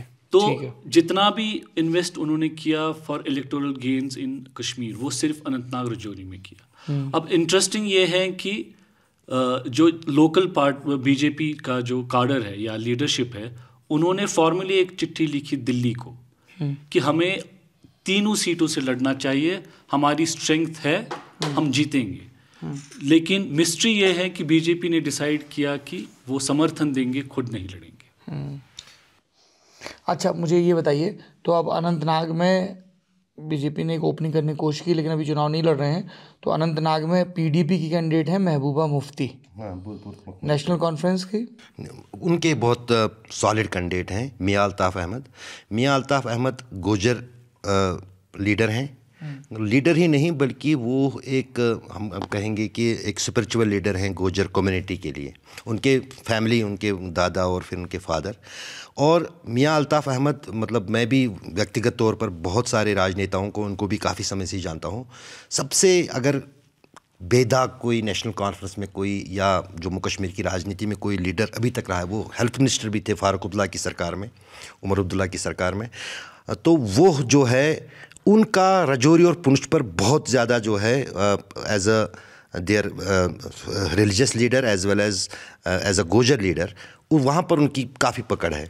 उसका अंदाज़ा आपको तब होता है कि जब उनके वहाँ वांगत के रहने वाले हैं, वहाँ पर उनके दादा का मज़ार है। उस मज़ार पर जब सालाना उर्स होता है तो कम से कम 40 से 60 हज़ार जो हैं उनके फॉलोवर जो हैं, हाँ, पुंछ और रजौरी से यहाँ आते हैं। जब हम लोग जम्मू कश्मीर के बाहर देखते हैं तो गुजर कम्युनिटी लार्जली हिंदू कम्युनिटी है, हालांकि कुछ एक गुजर मुस्लिम नीचे भी दिखते हैं। यहाँ पे when you say Gujjar, they all are Muslims? Mostly नहीं, ऑल गुजर्स आर मुस्लिम्स और Bakarwals are Muslims, but Paharis are is a mix population. हिंदू भी हैं, मुस्लिम भी? हाँ, पहाड़ियों में राजपूत भी होंगे, पहाड़ियों में अपर कास्ट बुखारी भी होगा और सईद भी होंगे। और गुजर कम्युनिटी में भी कुछ जम्मू में हिंदू कम्युनिटी के हैं। तो मुख्य मुकाबला यहाँ महबूबा मुफ्ती और मियां अल्ताफ़ अहमद के बीच में है। बिल्कुल। अच्छा, उनका भी अच्छा कैंडिडेट है जो वो भी पहाड़ी है, अपनी पार्टी का, अपनी पार्टी, हाँ, जफ़र मनहास। वो भी उनको भी अच्छी पकड़ है पहाड़ी लोगों में, लेकिन पहाड़ी लोगों में है तो, लेकिन उसके बीच जो बाकी जो कश्मीरी स्पीकिंग लोग हैं उनमें उतनी ज़्यादा पकड़ नहीं, तो इसलिए मेन तौर पर इन दो लोगों के बीच में जो है महबूबा मुफ्ती और मियां अल्ताफ़ अहमद, वही व्यक्ति इस कॉन्स्टिट्यूंसी से जीत सकता है जिसकी ट्रांस रीजनल अपील है, मतलब जिसको कश्मीरी वोट भी मिले और रजौरी और पुंछ का वोट भी मिले, और बिना पुंछ और रजौरी के वोट के कोई भी लीडर नहीं जीत सकता। दूसरी सीट है बारामूला, थोड़ा ये समझाइए। यहाँ से उमर अब्दुल्ला चुनाव लड़ रहे हैं। बिल्कुल, भूतपूर्व मुख्यमंत्री। और उनको चुनौती कौन दे रहा है? सजाद लोन, जिनको समर्थन दे रही है अपनी पार्टी। वो तो खुद पीपल्स कॉन्फ्रेंस के नेता हैं, लेकिन उनको ओपनली सपोर्ट कर रही है अपनी पार्टी। और दूसरी तरफ से जो अभी बता रहे थे अपने हमारे साथी जम्मू से कि बीजेपी ने लोन, ये सेव वाले, हाँ, और बीजेपी ने भी जो घोषणा की है कि वो अपनी पार्टी को कश्मीर की तीनों सीटों पर समर्थन करेंगे, इसका मतलब है कि अपनी पार्टी जब सजाद लोन को समर्थन कर रही है तो वो बीजेपी का कहीं ना कहीं ओपन सपोर्ट सजाद लोन को है। और पीडीपी से कौन है? पीडीपी से एक युवा नेता हैं, वो राज्यसभा मेंबर थे लास्ट टाइम, फयाज में थे, लेकिन अब की बार शायद उतना ज़्यादा उनको लगता है जो मेनली कॉन्टेस्ट है वो नेशनल कॉन्फ्रेंस और पीसी के बीच में, उमर पीपल्स अब्दुल्ला और कॉन्फ्रेंस। फयाज मीर। नहीं, सजाद सजाद लोन उमर ने, अब्दुल्ला और सजाद लोन के बीच। जी, एक तो अपनी पार्टी ने समर्थन दिया है, दूसरे बीजेपी ने भी जितने दिया। भी नॉर्थ कश्मीर इस कॉन्स्टिट्यूएंसी के इंडिविजुअल इन्फ्लुएंसर लीडर्स है, जैसे उसमें आपका हसन मीर साहब है, दिलवर मीर साहब है, आपके नज़ीर खान है, सफ़ीना बेग है, मुजफ्फर बेग है, उस्मान मजीद है, ये यासिर ऋषि है, ये सब समर्थन दे रहे हैं सजाद लोन को। अच्छा, तो बढ़िया मुकाबला है मतलब वहाँ भी। जरा ये बताइए बारामूला में कौन कौन से इलाके आते हैं? कुपवाड़ा, बारामूला, बारामूला बड़ी इंटरेस्टिंग लोकसभा सीट है, जिसमें जितना भी आपको एलओसी आती है कश्मीर में, जो कश्मीर में एलओसी आती है वो नॉर्थ कश्मीर में ही आती है। ये देख लीजिए आप, यहाँ से पुंछ है, पुंछ के बाद पूरा जो ये मुजफ्फराबाद, ये पूरा ये पाकिस्तान, यहाँ पे भी तो एलओसी है वो तो, लेकिन वो तो उसमें रजौरी में, वो तो रजौरी पुंछ में पड़ता है, वो पुंछ और रजौरी। कश्मीर की जो एलओसी है, कश्मीर की जो एलओसी है, लाइन ऑफ कंट्रोल, हाँ, ये वाली लाइन ऑफ कंट्रोल, ये बारामूला, कुपवाड़ा और ये इसी में आता है, ये हाँ बांडीपोरा, ये सब जो है इन्हीं 3 जिलों में जो है पूरे कश्मीर की एलओसी जो पाकिस्तान नहीं, थोड़ी सी पुंछ में भी तो है। पुंछ तो यहाँ तो नहीं, कश्मीर में नहीं आता है वो। अच्छा, उसको आप जम्मू कॉन्स्टिट्यूएंसी में है। जैसे अनंतनाग वो पाकिस्तान या पीओके से नहीं मिलता है, श्रीनगर का कोई भी हिस्सा पाकिस्तान या पीओके से नहीं मिलता है, सिर्फ नॉर्थ कश्मीर के जितने भी 3 डिस्ट्रिक्ट, 1 2 3 तीनों डिस्ट्रिक्ट के बॉर्डर्स पाकिस्तान या पाकिस्तान ऑक्यूपाइड कश्मीर से मिलते हैं। ठीक है, और यहाँ से उमर अब्दुल्ला वर्सेस सज्जाद लोन है मेन मुकाबला। और सौरभ जी, दूसरी इंपॉर्टेंट चीज़ है इस नॉर्थ कश्मीर में, मैंने कई सारे इलेक्शन जम्मू कश्मीर में देखे, यहाँ पर एक फैक्टर वो है, इसमें कुछ जोड़ना चाहेंगे आप हाशमी साहब? बेसिकली रजौरी पुंछ को लेकर आप बात कर रहे थे, तो इसमें कुछ चीजें मुझे लगता है थोड़ा सा मैं क्लैरिफाई करने की कोशिश। जी प्लीज बताएं, सॉरी मैं उस समय आ नहीं पाया आपके पास। अनंतनाग गुज्जर बकरवाल कबीले का जहां तक ताल्लुक है, मैक्सिमम गुज्जर बकरवाल 100% मुसलमान हैं रजौरी पुंछ के इलाके में। जहां तक पहाड़ी कबीले का ताल्लुक है, पहाड़ी कबीले का भी अच्छा खासा वोट इस इलाके में है, लेकिन उसमें मिक्स है, सारे अपर कास्ट हैं और अपर कास्टों के साथ में ओबीसी सब मिलाकर वहां पर पहाड़ी कबीला है। और जहां तक वोट्स का ताल्लुक है, आपको जानकर हैरत होगी कि आज भी अनंतनाग जो लोकसभा क्षेत्र पुराना होता था, अब जो रजौरी पुंछ के साथ जोड़ा गया है, वहां पर 10,95,043 वोट है, और रजौरी पुंछ के पूरे इलाके में 7,35,251 वोट है। यानी आज भी दोनों इलाकों के बीच में 2.5 लाख वोट जो है वो अनंतनाग का ज्यादा है। लेकिन अनंतनाग का इतिहास ये है कि यहां कभी भी 30% से ज्यादा मतदान हुआ ही नहीं। इसीलिए रजौरी पुंछ जिसको भी वोट देगा वही प्रत्याशी अनंतनाग रजौरी पुंछ से चुनाव जीतेगा। अब वोट क्यों कम रहता है? सेपरेटिस्ट को सपोर्ट, बॉयकॉट कॉल की वजह से। और वो चीज़ें जो है, जो अभी हाशमी साहब बोल रहे हैं, हो सकता है मतलब जो अभी जिस तरह से हमने देखा कि रैलीज़ में, कैंपेन में लोग जुड़ रहे हैं, आम लोग आ रहे हैं, पहले ऐसा नहीं होते थे, तो लगता है कि जो वोटिंग परसेंटेज है अब की बार 2024 में, वो भी लोकसभा चुनाव में, क्योंकि किसी का कॉल नहीं है, किसी का ये इलेक्शन बहिष्कार की अपील नहीं है, और इसमें परसेंटेज बढ़ने की काफ़ी गुंजाइश है। वो देखना होगा, लेकिन काफ़ी ज़्यादा चेंज होगा एज़ कम्पेयर टू 2019 और 2014 इलेक्शन। Victory of democracy. अच्छा, इसमें मैं आपको ये भी बताऊं कि जब आप अनंतनाग रजौरी पुंछ लोकसभा क्षेत्र की बात करते हैं, इस क्षेत्र में एक और बड़ी इंपॉर्टेंट चीज है। वो इंपॉर्टेंट चीज ये है कि घाटी में मतदान ऐतिहासिक तौर पर अनंतनाग में 30% से ऊपर कभी नहीं रहा, तब भी जब यहाँ अलगाववाद था नहीं, जब यहाँ आतंकवाद था नहीं। तो आज अगर वोटिंग होता भी है तो आमतौर पर भी देखा गया है कि कश्मीर में लोगों का जो मिजाज है, लोग नॉर्मली वोटिंग कम रहता है। जहां तक रजौरी पुंछ का ताल्लुक है, इस बार भी रजौरी पुंछ में 70 से 80% के करीब वोट पड़ने की संभावना है। और जहां तक इन 3 प्रत्याशियों का ताल्लुक है, इन 3 प्रत्याशियों में से हम जफर इकबाल मन्हास को हल्का फुल्का गिन रहे हैं, पर वो हल्के फुल्के नहीं है। पीडीपी के नेता जो पहले पीडीपी में अल्ताफ बुखारी के साथ थे, आज के दिन में वो बड़े नेता अल्ताफ बुखारी के साथ ही हैं, पीडीपी में नहीं है। जिसमें जुल्फिकार चौधरी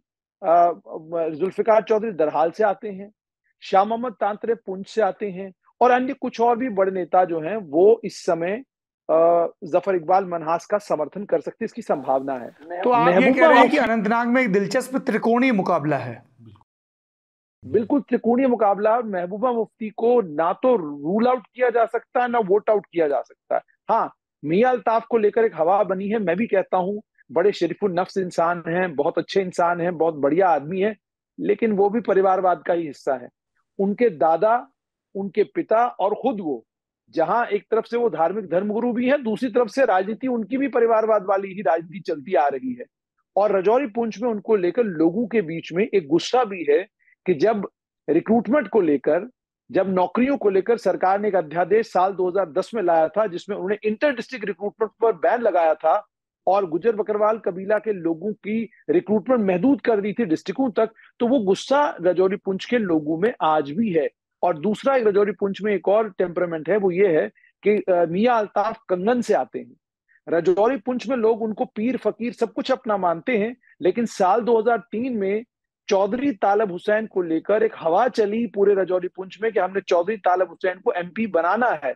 तो जम्मू कश्मीर नेशनल कॉन्फ्रेंस के मैंडेट पर जम्मू रजौरी पुंछ लोकसभा क्षेत्र से चौधरी तालब हुसैन मेंबर पार्लियामेंट बने, जीते वो चुनाव वहां से। तो अगर रजौरी पुंछ दोनों इलाकों के लोग तय कर ले किसी एक कैंडिडेट को लेकर कि हमने इसको जितवाना है, तो संभावनाएं सारी हैं। दूसरा, जो ये पहाड़ी को एससी स्टेटस मिला है, पहाड़ियों को जब से एससी स्टेटस मिला है, उन्होंने ऐलानन ये बात कही थी कि बीजेपी ने हम पर एहसान किया है, हम बीजेपी पर वापस एहसान करना चाहते हैं। 19 तारीख तक वो इंतजार करते रहे कि भारतीय जनता पार्टी अपना प्रत्याशी यहां से घोषित करेगी, लेकिन बीजेपी ने अपना प्रत्याशी घोषित नहीं किया। खबर यह आई कि गुलाम नबी आजाद को प्रधानमंत्री नरेंद्र मोदी का आशीर्वाद है, उसके आशीर्वाद के चलते वो 19 तारीख से पहले पर्चा भरेंगे और बीजेपी के नेताओं को गुलाम नबी आजाद का समर्थन करना होगा। लेकिन पहाड़ी नेताओं ने एक जुबान में प्रेस कॉन्फ्रेंस से एक के बाद एक ताबड़तोड़ करके गुलाम नबी आजाद को लेकर ये कहा कि अगर ये प्रत्याशी बने तो आप भी आजाद तो हम भी आजाद, हम वोट नहीं देंगे गुलाम नबी आजाद। क्यों था ये विरोध? ये विरोध इसलिए था कि गुलाम नबी आजाद जब मुख्यमंत्री थे तो पहाड़ी कबीला के लीडर गुलाम नबी आजाद के पास गए, इनके कमरे में उनसे मुलाकात की। बंद कमरे में गुलाम नबी आजाद को जब उन्होंने मेमोरेंडम थमाया और आजाद साहब को कहा कि जनाब आप मुख्यमंत्री हैं, हमारे इस पहाड़ी कबीला के एसटी को आप केंद्र में भेज दीजिए, केंद्र में आपकी सरकार है, आपकी चलती है। ये साल 2005 और 8 के बीच की बात है। गुलाम नबी आजाद ने प्रपोजल उठाया और पहाड़ी नेताओं के मुंह पर फेंक मारा और कहा मैं गुज्जर बकरवाल कबीला को नाराज नहीं कर सकता, आपकी मांग जुबान की बुनियाद पर है, लैंग्वेज की बुनियाद पर है, इस मांग को माना नहीं जा सकता। दूसरा, उन्होंने ये कहा कि आप में ज्यादातर लोग जो हैं वो ऊंची जातियों के लोग हैं, आप कभी प्रताड़ित नहीं रहे हो, शोषित नहीं रहे हो, इसलिए आपको तो मतलब ही नहीं बनता आपकी डिमांड के समर्थन करने का। तो वो बात आज भी पहाड़ी कबीला के लोगों को याद है। इसी के चलते पहाड़ी कबीला के लोग कहते हैं कि भाई इन्होंने हमारे एसटी की मुखालफत की थी, हम इनको यहां से तो चुनाव जीतने नहीं देंगे। तो ये बात जब दिल्ली को पता चली तो उसके बाद मेरा अपना जो जाती अनुभव है वो यही है कि भाई तुमने हमारी बात नहीं मानी गुलाम नबी आजाद पे, तो हमारा कोई कैंडिडेट नहीं। अब उसके बाद एक सर्विंग आईएएस ऑफिसर को लेकर बात चली कि शायद वो कैंडिडेट होंगे। फिर भारतीय जनता पार्टी के प्रदेश अध्यक्ष ने तो आखिरी दिन तक कहा कि संभावनाएं सभी हैं, हो सकता है मैं चुनाव लड़ूं, लेकिन बीजेपी ने यहां से कोई कैंडिडेट घोषित नहीं किया। जबकि बीजेपी में अंदर ये चिंतन मंथन इस बात पे चल रहा था कि संभावनाएं ऐसी भी हैं कि अगर हम रविंद्र रैना को उतारते हैं और रजौरी पुंछ में बम्पर 80% वोटिंग होती है तो रविंद्र रैना पहले हिंदू एमपी होंगे जो 90% मुस्लिम सीट से जीतकर आएंगे। लेकिन फिर बीजेपी में ही कुछ और महानुभाव हैं जो सोचते हैं, उन्होंने कहा कहीं इसमें वोट पोलराइज ना हो जाए और अनंतनाग से उसके चलते कहीं महबूबा चुनाव न जीते। तो बीच में मियां अल्ताफ आए। तो मियां अल्ताफ का जब कैंडिडेचर डिक्लेयर हो गया तो उसके बाद बीजेपी के लिए विडंबना ये कि अगर अब हम अपना कैंडिडेट डिक्लेयर करते हैं कहीं गुज्जर नाराज ना हो जाए। और रजौरी पुंछ के इलाके में आतंकवाद से लड़ाई लड़ने के लिए गुज्जर बकरवाल कबीला जो है एक बहुत अहम रोल प्ले करता है। तो जब आप चुनाव रजौरी पुंछ को लेकर तय करेंगे तो आप स्ट्रेटेजिक इंपॉर्टेंस भी गुज्जर बकरवाल कबीला की ध्यान में रखते हुए फैसला करेंगे। तो ये सारे इक्वेशंस हैं जिनके चलते फैसला फिर यही भारतीय जनता पार्टी ने लिया कि जी हम अपना प्रत्याशी खड़ा नहीं करेंगे। और आज मैंने बीजेपी के नेताओं से मुझे ये पता चला है कि वो जम्मू कश्मीर अपनी पार्टी के नेता जफर इकबाल मनहास को जम्मू, अनंतनाग, राजौरी, पुंछ में समर्थन। अच्छा ये बताइए, ये जो पूरी बात चल रही है कि यहाँ का चुनाव टल सकता है, मैं महबूबा मुफ्ती का बयान देख रहा था, कौन लोग टालने की अपील कर रहे हैं और उसके पीछे रीज़न क्या बता रहे हैं जो चीफ सेक्रेटरी से रिपोर्ट मांगी गई? देखिए, इसमें J and K Apni party, J and K people's conference party, 2 independent candidates और बीजेपी। इंटरेस्टिंग ये है कि ना बीजेपी वहाँ से लड़ रही है, ना पीपल्स कॉन्फ्रेंस वहाँ से लड़ रही है जी। और ये कहा जा रहा है, जो उन्होंने इलेक्शन कमीशन ऑफ इंडिया से जो खत लिखे या एप्लीकेशंस दी, कि बहुत सारे इंडिपेंडेंट कैंडिडेट्स जो राजौरी पुंछ के थे उन्होंने नॉमिनेशन फाइल नहीं किया क्योंकि सड़क बंद थी। मुगल रोड जो ज्वाइन करती है राजौरी पुंछ सड़क को, बंद है वो किस वजह से? बर्फ की वजह से। जबकि वो बीच में बंद होती है, खुलती रहती है, जब जिस दिन बारिश होगी बंद होगी। जैसे हमारा जम्मू श्रीनगर नेशनल हाईवे है, अगर बारिश बहुत होती है तो बंद हो जाती है, बारिश नहीं होती है तो ट्रैफिक चलता रहता है। यही हाल मुगल रोड का भी है। और मुगल रोड ही एक ही रास्ता नहीं है। पहले तो मुगल रोड जब था ही नहीं, तब भी जम्मू राजौरी के लोग कश्मीर आते थे, कश्मीर के लोग राजौरी जाते थे, तो जम्मू के रास्ते से फैसला हुआ है। अभी इलेक्शन कमिशन ने चीफ सेक्रेटरी से एक रिपोर्ट मांगी है, उसमें उनसे ये पूछा गया क्या वहाँ पे कोई एक्सेसिबिलिटी इशू है, क्या वेदर ऐसा हो सकता है जिसकी वजह से वोटर परसेंटेज दे दिया है चीफ सेक्रेटरी ने आज। उसमें उन्होंने कह दिया है कि जम्मू कश्मीर में अनंतनाग, राजौरी, पुंछ के इलाके को लेकर उन्हें बताया है कि वहां पर मौसम खराब है, रास्ता बंद है, ये सारी बातें उन्होंने कही अपनी चिट्ठी में। इलेक्शन कमीशन ऑफ इंडिया को चिट्ठी ठीक है। अब थोड़ा सा समय का मसला है, श्रीनगर की सीट पे आ जाते हैं। यहाँ से कौन चुनाव लड़ रहा है? श्रीनगर से वर्तमान में तो डॉक्टर फारूक अब्दुल्ला है ही यहाँ से एमपी, लेकिन पर वो चुनाव तो नहीं लड़ रहे हैं। चुनाव तो नहीं लड़ रहे हैं, लेकिन उनका जो कैंडिडेट है श्रीनगर से वो भी अच्छा कैंडिडेट है। उन्होंने आगा रहुल्ला, एक युवा नेता को, रहुल्ला, हाँ, तो वो जो है वो शिया कम्युनिटी से आते हैं, बड़गाम ज़िले के रहने वाले हैं, बड़गाम के ही रहने वाले हैं। उनके पिता भी धार्मिक नेता के साथ साथ नेशनल कॉन्फ्रेंस के एक वरिष्ठ नेता थे। और 20 साल में कैसे वो एमएलए बन गए? 20 साल की उम्र में ऐसे वो एमएलए बन गए थे कि साल 2002 में उनको चुनाव लड़वाया गया। उनके फादर के असैसिनेशन के बाद, 2000 के असैसिनेशन के बाद बताएगी फिर ज्यादा।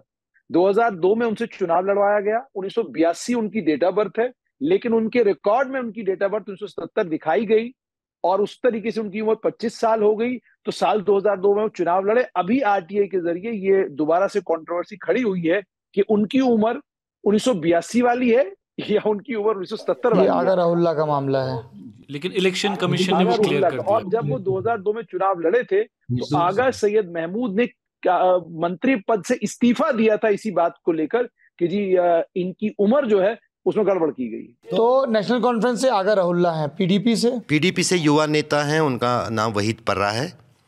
ये जो यूएपीए में जेल में थे, हाँ बिल्कुल, अभी जमानत पे बाहर हैं। जमानत पे बाहर हैं और साथ ही साथ शायद हो सकता है कुछ केसों में उनको मिली है। क्या इल्जाम थे? आतंकवादियों को मदद। जो उनकी चार्जशीट है उसमें ये कहा गया था कि 2019 में जब यहाँ इलेक्शन हुए थे he was in touch with militants. ये चार्जशीट है, लेकिन वो अभी कन्विक्ट नहीं है। तो मेजर जो उनका यही है कि जैसे चार्जशीट में यही तो कहा गया, वोट मिल रहा है। जो सेपरेटिस्ट लीडर थे 2019 में, वो उनके साथ भी फ़ोन पे बात करता था या उनसे मिलता था। लेकिन मैं यही कहूँगा कि ये एक्यूजेशन है। जी हाँ, जमानत पे है, इसीलिए मैंने ये कहा जमानत पे बात है। उनका एक चीज़ मैंने देखा पिछले कुछ दिनों से, जब से वो कैंपेन कर रहे हैं, काफ़ी एक्टिव हैं, युवा हैं। और साउथ कश्मीर जिसका आपने बार बार जिक्र किया, पुलवामा, शोपियान और कुलगाम तो अब इसमें आ गया अनंतनाग में, तो श्रीनगर में आ रहा है ये शोपियान भी और पुलवामा भी। यहाँ पर उन्होंने यूथ्स को काफ़ी मोबिलाइज़ किया है, वहीद पर्रा ने। और ये वो यूथ्स हैं जिनको कहीं ना कहीं कुछ केसेस हैं स्टोन पेल्टिंग के मामलों में, जो वो 1400, आपको याद होगा 14,000 जो काश किए थे, 12,000 किए थे महबूबा मुफ्ती ने एज ए चीफ मिनिस्टर। उसमें से अधिकतर जो लोग हैं इन्हीं 2 डिस्ट्रिक्ट्स के हैं जिनके वो केस ये कर दिए थे। तो वो चाहते हैं वहीद पर्रा जीते, वो युवा ताकि उनको जेल न जाना पड़े या उन पर कोई कार्रवाई ना हो। युवा है, उनमें कुछ स्टूडेंट्स भी हैं, तो वो है, लेकिन वो एक अट्रैक्शन पॉइंट है। लेकिन एज जो है वो रोहिल्ला का इसलिए है क्योंकि श्रीनगर सिटी में काफ़ी सपोर्ट है नेशनल कॉन्फ्रेंस को। इतना सपोर्ट है तो फारूक अब्दुल्ला खुद चुनाव क्यों हार गए 2014 में? 2014 में पीडीपी का अच्छा उम्मीदवार था और एक लहर टाइप की थी। अभी की और पीडीपी और 2014 की पीडीपी में बहुत फ़र्क है। जो बड़े फेसेस थे जैसे अल्ताफ़ बुखारी साहब, वो श्रीनगर से हैं, मुजफ्फर बेग, खुर्शीद, गुलाम हसन मीर, गुलाम, जितने भी बड़े फेस थे श्रीनगर से, वो उनको छोड़ के चले गए हैं। तो अगर आप वहीद परा की बात करेंगे कि वो लीडर है without any structure at the ground. NC leader भी है और स्ट्रक्चर इंटैक्ट है। और ट्रेडिशनली जो ओल्ड सिटी या श्रीनगर की जितनी भी कॉन्स्टिट्यूंसी है 7-8, उसमें मैक्सिमम वोट्स जो है वो एनसी को पड़ते हैं। अब पीडीपी क्या कर रही है या वहीद परा क्या कर रहा है, वो जो 2019 के बाद आक्रोश या एलिनेशन या सेंस ऑफ रेस्टलेसनेस है कश्मीर में किसी सेक्शन को लेकर, उसको कैपिटलाइज करने की कोशिश कर रही है। उनको अपील कर रही है कि जो आपकी चुप्पी है वो हम तोड़ेंगे पार्लियामेंट जाके, जो आपसे लिया गया वो सूद समेत वापस लेंगे। मैं स्पीचेस कोट कर रहा हूँ। जो हमसे लिया गया, छीना गया। रिसेंटली उन्होंने रैली की जब उन्होंने नॉमिनेशन। ये नेशनल कॉन्फ्रेंस और पीडीपी 370 पे क्या बोल रहे हैं जनता को? कि हम वापस लाएंगे। ये कैसे वापस लाएंगे? वो तो संसद से पास हुआ है। ये कहते हैं ये संसद से उसमें एक विंडो है। विंडो ये है क्योंकि वो सब निर्भर करता है गवर्नमेंट इंडिया, सेंटर में किसी गवर्नमेंट आती है। पर सेंटर में तो जो इनको चैलेंज कर रहा है एनडीए को, इंडिया अलायंस, उन्होंने भी नहीं कहा कि हम 370 हटाएंगे। उन्होंने नहीं कहा, अभी मजबूरी है उनको।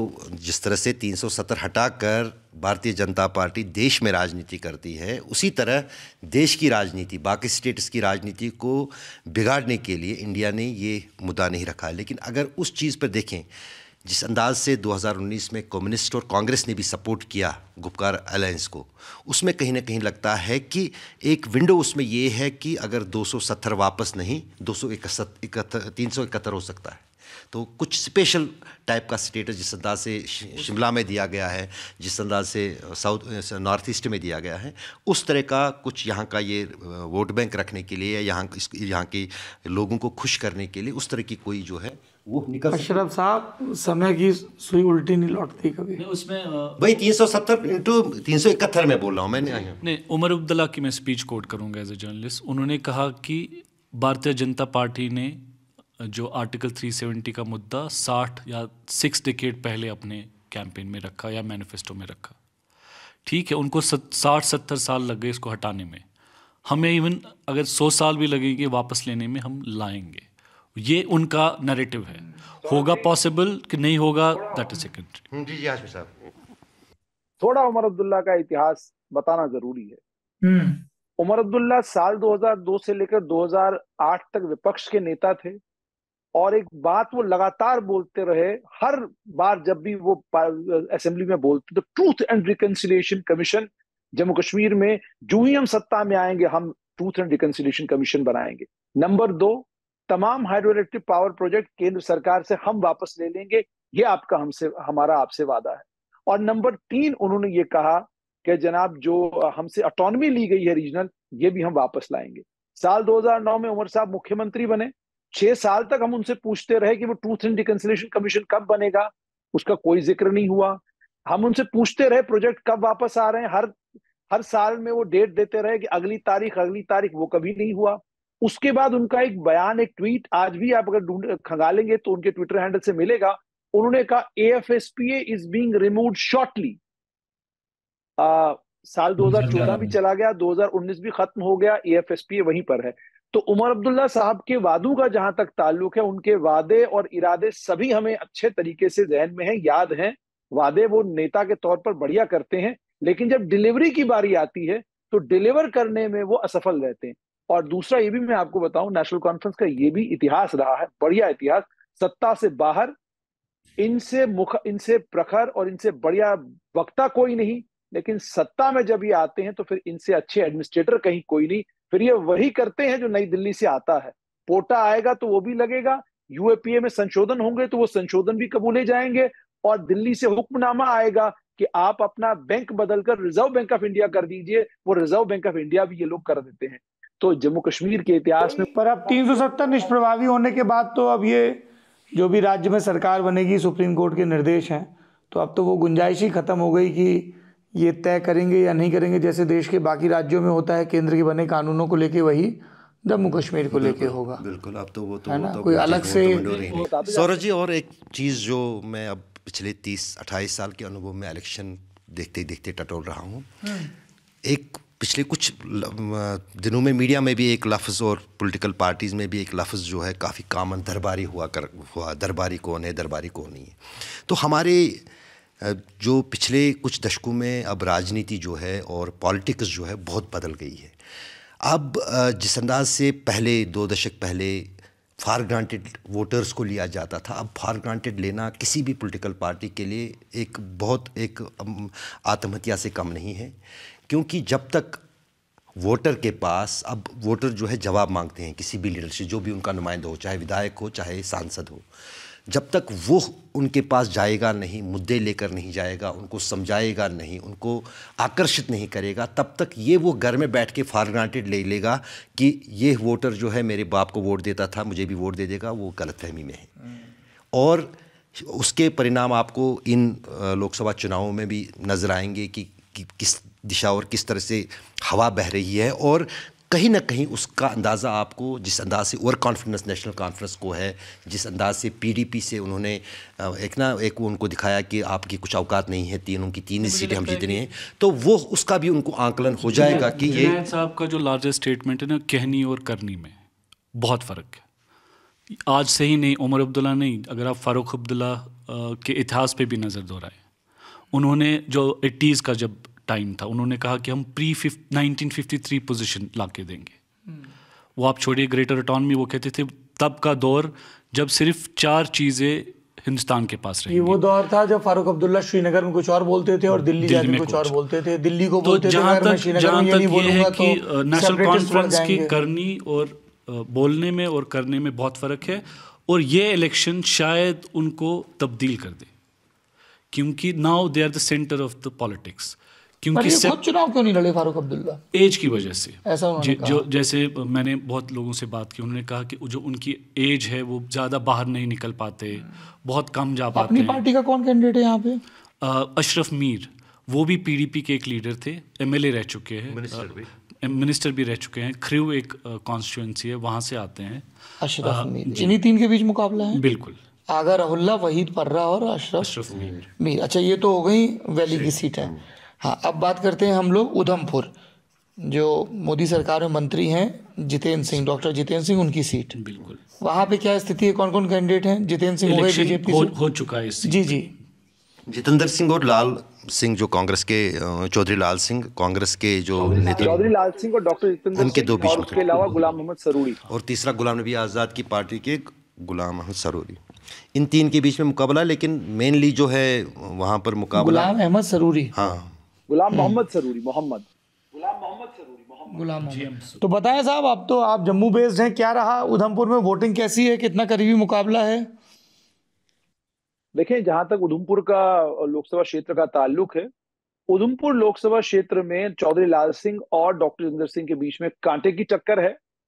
और जिस तरीके से वोट मतदान हुआ है, इस मतदान की सबसे खास बात यह है कि किसी मतदाता ने बाहर निकलकर यह नहीं कहा वोट कहां डाला, और यहां तक कि भारतीय जनता पार्टी के कार्यकर्ताओं तक को अपने लोगों ने नहीं बताया कि हम वोट कहां डालकर आए। उसका कारण यह कि एक तो डॉक्टर जितेंद्र सिंह 10 साल से एमपी हैं, वो तो एंटी इनकम्बेंसी, जाहिर सी बात है 10 साल के बाद होगी ही होगी। कई काम उन्होंने इस इलाके में किए, लेकिन कई काम करने के बावजूद डॉक्टर जितेंद्र सिंह से लोग इसलिए भी नाराज हैं कि फोन नहीं उठाते, बात नहीं करते, मिलते मिलाते कम है। और दूसरी तरफ से चौधरी लाल सिंह के कांग्रेस में आने के बाद जो कार्यकर्ता कांग्रेस का था वो उत्साहित हुआ।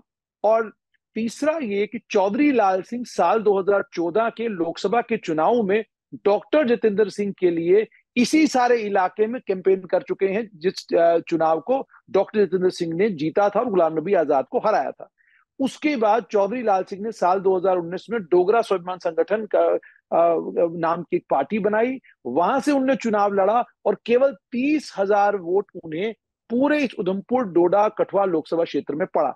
इस बार वो कांग्रेस में वापस आए हैं, कार्यकर्ता भी उत्साहित है। और दूसरा एक गलती जो मुझे लगता है बिल्कुल अंत के दिनों में एक अजीब सा तमाशा हुआ कि चुनाव से ठीक पहले चौधरी लाल सिंह को गिरफ्तार करके ईडी ने गिरफ्तार किया और गिरफ्तार करने के बाद उन्हें डिस्ट्रिक्ट जेल जम्मू में रखा गया।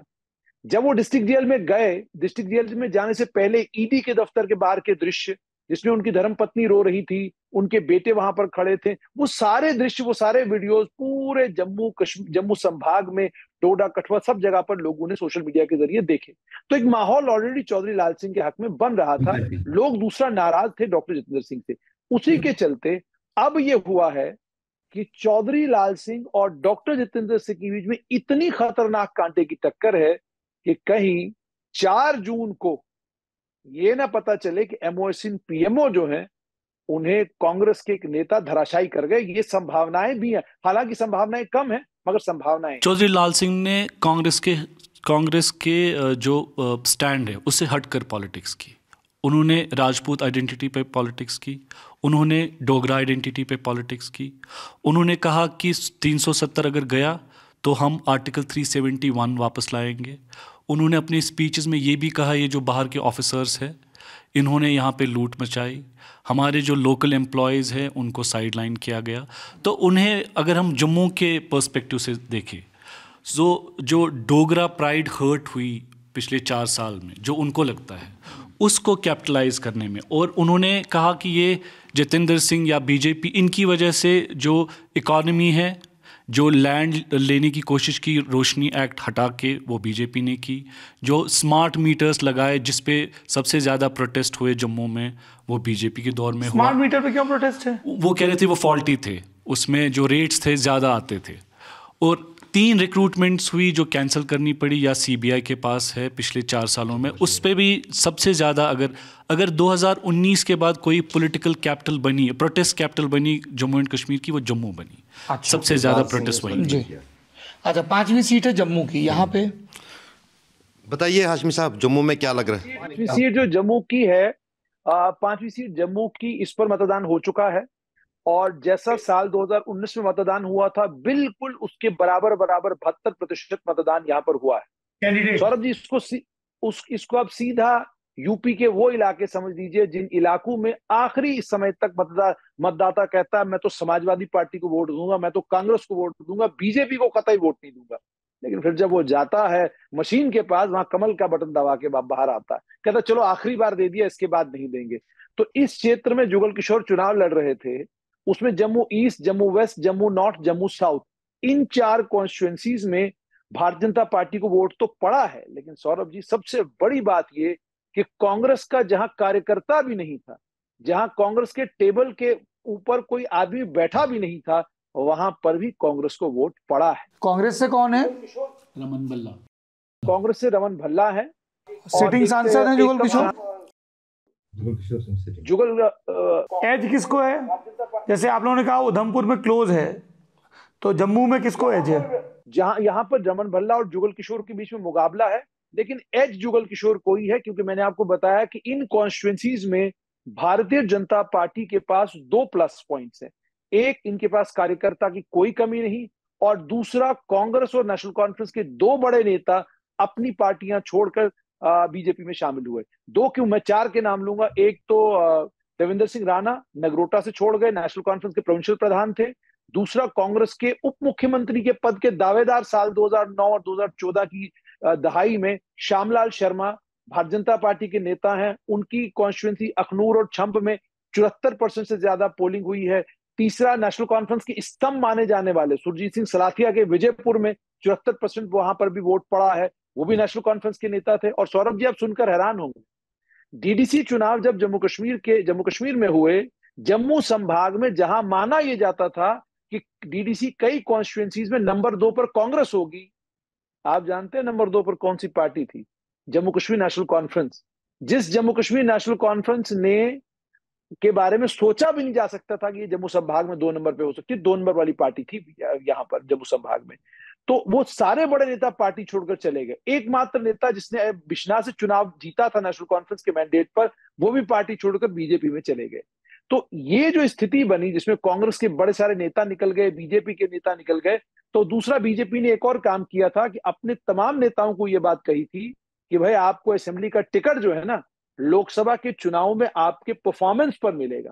तो इसके चलते जम्मू संभाग में जबरदस्त मेहनत हुई है। ठीक है, थोड़ा समय की कमी है, मैं क्विकली लेह पे टिप्पणी चाहता हूं क्योंकि वो एक यूटी है अलग से, और अभी जब बात कर रहे हैं जम्मू कश्मीर पे तो एक बगल की यूटी पे भी बात कर लेते हैं। लेह में कौन है कैंडिडेट? लेह में बीजेपी ने सिटिंग एमपी का टिकट काटा है, ड्रॉप किया। यही कहा आशिक याल्सन है, हाँ। एक एडवोकेट थे, इससे पहले पीडीपी में थे। उसके बाद 2020 में लद्दाख ऑटोनोमस हिल डेवलपमेंट काउंसिल लेह का जो इलेक्शन हुआ था उसमें वो सीईसी चुने गए, जो हेड होता चीफ एग्जीक्यूटिव काउंसिलर, वो बीजेपी कैंडिडेट वो बीजेपी कैंडिडेट और है। कांग्रेस, लेकिन इस नॉमिनेशन से वहाँ पे फ्रैक्चर्स हुए हैं, क्योंकि हमने देखा जो सिटिंग एमपी हैं उन्होंने एक रैली भी निकाली जिसमें उन्होंने खुले से कहा कि ये जो नॉमिनेशन हुई है उससे हम खुश नहीं हैं। पर उसके बाद फिर उनका स्टेटमेंट भी आ गया, एक ट्विटर पे सफाई भी आ गई। वो तो यहाँ पर कांग्रेस को लेकर बड़ी इंटरेस्टिंग बात है। नंबर एक तो कांग्रेस का पहले गढ़ रहा ही है लेह लद्दाख। दूसरी तरफ जो राहुल गांधी ने शुरू में इसी साल वो भारत जोड़ो यात्रा का लद्दाख हिस्सा पूरा किया, उससे काफ़ी जोश भर दिया वहाँ कांग्रेस कार्यकर्ताओं में, क्योंकि वो पूरा लद्दाख और करगिल ज़नस्कार सब इलाकों में घूमे। और पिछली बार जो 2019 का इलेक्शन था उसमें 2 कैंडिडेट्स कांग्रेस के थे, तभी वो जो है बीजेपी को वो सीट मिली थी, वो वोट बढ़ गया था। क्योंकि अगर हम लद्दाख यूनियन टेरिटरी की बात करें उसमें 2 ज़िले हैं, एक तो लेह ज़िला है और दूसरा राजौरी। जहाँ ये कारगिल जहाँ करगिल की बात है, करगिल मुस्लिम बहुल ज़िला है जहाँ शिया मुसलमान रहते हैं, और लेह जो है वहाँ बुद्धिस्ट है, और वहाँ पर जो है आबादी ज़्यादा मुस्लिम्स की हैं। और कांग्रेस की तरफ से जो अंदर की खबरें आ रही हैं कि वो वहाँ पर उन्होंने उम्मीदवार की घोषणा नहीं की है, लेकिन शायद करगिल में भी उनके नेता हैं, लेह में भी उनके नेता हैं। अभी तक कैंडिडेट ही नहीं दे पाए, अभी कैंडिडेट नहीं दिया है, लेकिन बात चल रही है कि शायद वो लेह से आपकी बात कैंडिडेट खड़ा। वहाँ पे 2 बॉडीज बनी 2019 के बाद। एक का नाम है लेह एपेक्स बॉडी, जिसमें सोशल और पॉलिटिकल ऑर्गेनाइजेशंस है, कांग्रेस भी उसका हिस्सा है। इनकी डिमांड ये रही है कि एक तो स्टेटहुड दिया जाए लद्दाख को, और दूसरा 6th शेड्यूल में उनका नाम दर्ज किया जाए। जिसका आंदोलन चलाया था उन्होंने। एक और ऑर्गेनाइजेशन जो करगिल बेस्ड है, करगिल डेमोक्रेटिक अलायंस। तो मुझे लगता है ये जो 2 बॉडीज़ है, लेह बेस्ड या कारगिल बेस्ड, ये एक जॉइंट कैंडिडेट या कांग्रेस करगिल डेमोक्रेटिक अलायंस को लेकर कोई कैंडिडेट फील्ड करेगी। और सोनम वांगचुक का भी जो पिछले दिनों चला था वहाँ प्रोटेस्ट, और तो उसका भी जो है कहीं शेड्यूल को लेकर। अच्छा बस मुझे 5 मिनट है हमारे पास।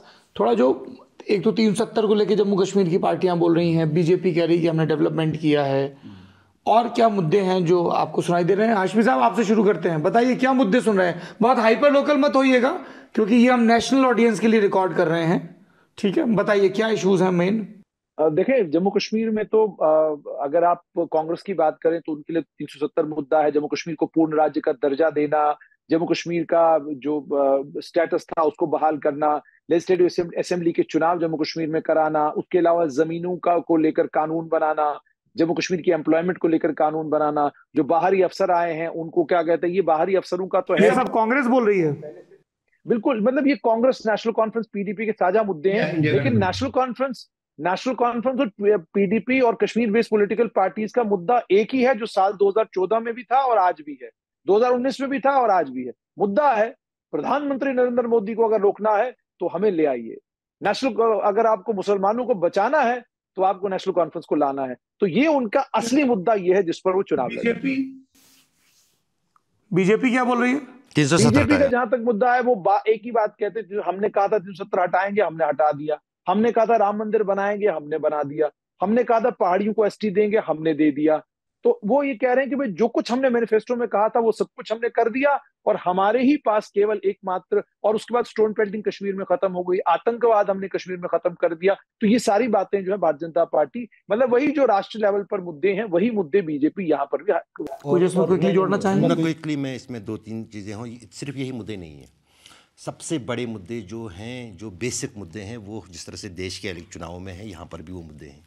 बेरोजगारी, महंगाई और महंगाई, बेरोज़गारी, ये दो मुद्दे भी कहीं ना कहीं जो हैं वो लोगों पर हैं, क्योंकि यहाँ लोग ये मानते हैं कि जम्मू कश्मीर में ख़ास तौर से अगर यहाँ पर प्राइवेट एवेन्यूज़ उतने नहीं हैं, कारखाने नहीं हैं, इंडस्ट्रीज़ नहीं हैं, यहाँ पर मैक्सिमम लोग जो जाते हैं गवर्नमेंट सर्विस में ही जाते थे।